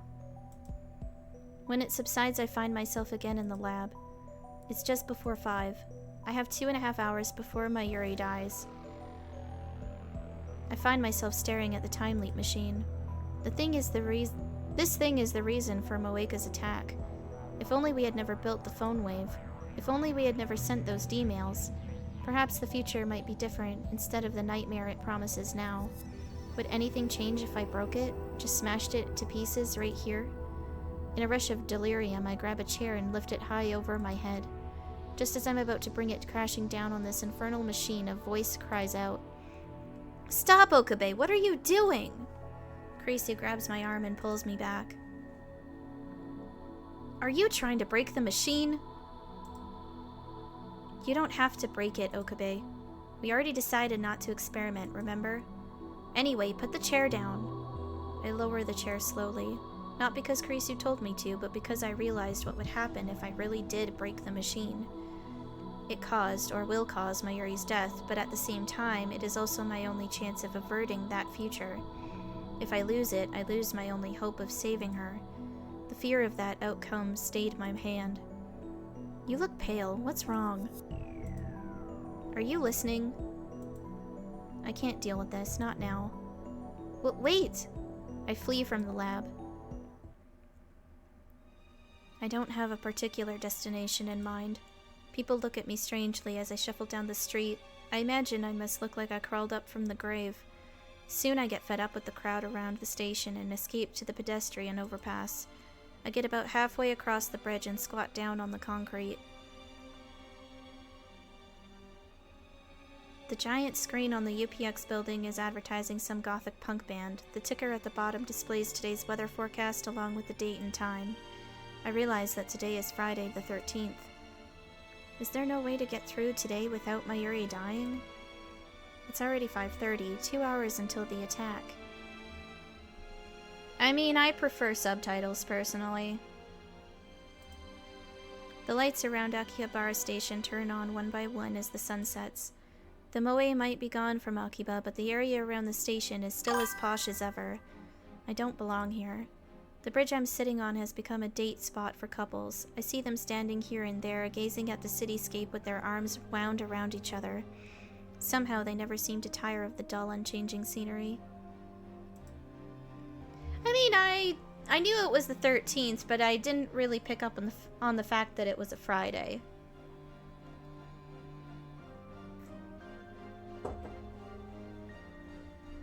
What am I doing here? Mayuri's about to die. Hey, don't you think you're a little old to be sitting on the ground in public? It is an unlucky day. I lift my head and see Kurisu standing there.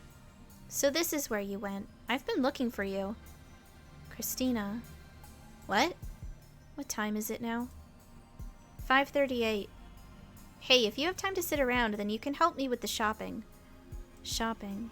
Oh, right. Preparations for the party. In the original timeline, I went shopping with Kurisu at the UPX supermarket, and then we talked on this bridge just like now. It feels like so long ago. Back then, I had no idea what was about to happen. Well, are you going to come along or not? I sigh deeply. I don't believe that it was wrong to time leap. However, Kurisu, I keep my eyes lowered. That's the first time you've said my name properly. I feel her eyes on me. Help me. I can't save Mayuri alone. I realize that now. Reliving today again and again, only to taste the same despair each time, has taught me one important lesson. Alone, I am powerless. Alone, I have no hope. Help me. Tell me what happened. I know you used the time leap machine. What? I look up in surprise. Kurisu doesn't meet my stare. Instead, she leans on the guardrail and gazes down at the plaza with her usual frown. You get a phone call and suddenly you're like a different person. It was obvious. I came from 3 hours in the future. What happened? They killed Mayuri. I lower my head, trying to hold back the tears. Then I explain about CERN and Moeka and about how Kurisu herself activated the time leap machine and made this possible. I tell her about my previous leaps. I explain that the world itself wants Mayuri dead, that I can't save her no matter how I try. I keep talking for 30 minutes straight. During that time, Kurisu hardly says a word. It's all my fault. Talking to Kurisu lets me sort out everything I've done, everything I've seen. I shouldn't have told Daru to hack CERN. I shouldn't have asked you to build a time machine. I shouldn't have made Moeka a lab mem. Mayuri's death is all my fault. That's why I needed to bear the burden myself. I was resolved to do whatever it took to save Mayuri, never faltering, never giving up. And yet my resolve has already crumbled. If you know that Mayuri is going to die, then what are you doing wasting time here? Kurisu's tone is haughty. Is this how I sound when I'm playing Hoenn Kyoma? I just don't get it anymore. What don't you get? How to save Mayuri? Based on what you said, I guess the chronology protection conjecture is true. No matter what I do, Mayuri dies. And that's why you keep time leaping. There's no guarantee that the time machine... there's no guarantee that the machine is safe, you know. Kurisu lowers her gaze and cups her chin as she often does when assessing a problem. Even if the machine works perfectly, repeated use may have serious side effects. For example, you may become disconnected from causality itself. You need to understand the risks if you're going to continue. Disconnected from causality meaning... It happens all the time in sci-fi. You'll become trapped in a closed time loop, never aging, never dying, but doomed to repeat the same day for all eternity. Worst case, you may cease to exist entirely. What? Every trace of your existence will vanish. Nobody will remember you because your life will have never happened. Leaping through time is that dangerous. Humans are temporal beings. Krisu looks surprised. Heidegger, I was thinking of that quote too. I heard it from you first. When? This isn't the first time I've leaped. Right, of course. Krisu squats next to me, thinking deeply. If what you said is true, then I want to save Mayuri too. But as the co-creator of the Time Leap machine, I can't recommend its continued use. Will you listen to my advice? I can't do it alone. I know that now. I need your help. I have to save Mayuri. I can't do it alone, but together we might have a chance. I need to believe that. Please lend me your strength. Krisu sighs. You're such a stubborn fool. What you've been through, I'm surprised it hasn't broken you already. Incredibly, she sounds concerned about me. She looks at me for a moment, then turns away as if embarrassed. I'll help. Anyway, I'm not doing this for you, okay? I'm doing it for Mayuri. Yeah, of course. That, and I think you'll make a good test subject. Now you're talking like CERN. It's completely different. How so? I only experiment on you. Besides, mad scientists experiment on themselves all the time, don't they? I guess. I'm no longer afraid to time leap. I'll do anything to save Mayuri. It's just a joke. Don't take it so seriously. Krisu stands up and looks at her watch. There's not much time. I think you should have a clear plan before trying to change the future again. Meaning? Leap to an even earlier time. Then explain the situation to me again. Krisu's right. My actions so far have been almost entirely random, and look where that's gotten me. I need a real plan if I'm going to save Mayuri. Let's go. Krisu stretches out her hand. I grasp it and pull myself up.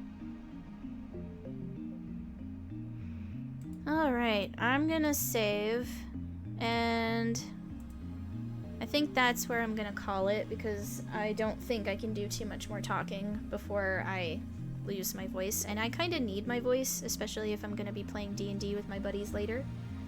However, I am gonna see who is available in order to raid them. So let me just take a quick peek at who I'm following and who's on right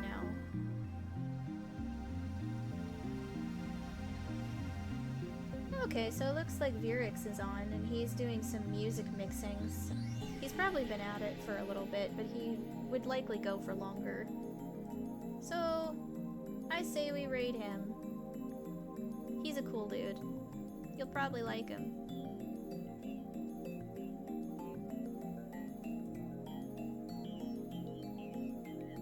That's not what I meant to do. Damn the cliffhanger. Yeah, well, cliffhangers are fun. So, you'll just have to deal with it. Alright, I will send you his way. Oh, I'm already raiding. Okay. Well, then where'd the pop-out go for that? I need to hit start on it, unless I did already, and then I just, you know. What the hell, man?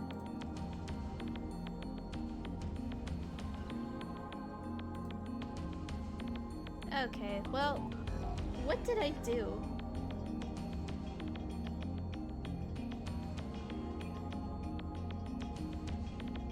How do I start the raid properly?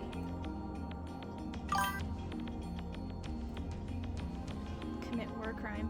I mean, oh, there we go. We're all ready to raid, so we're raiding now.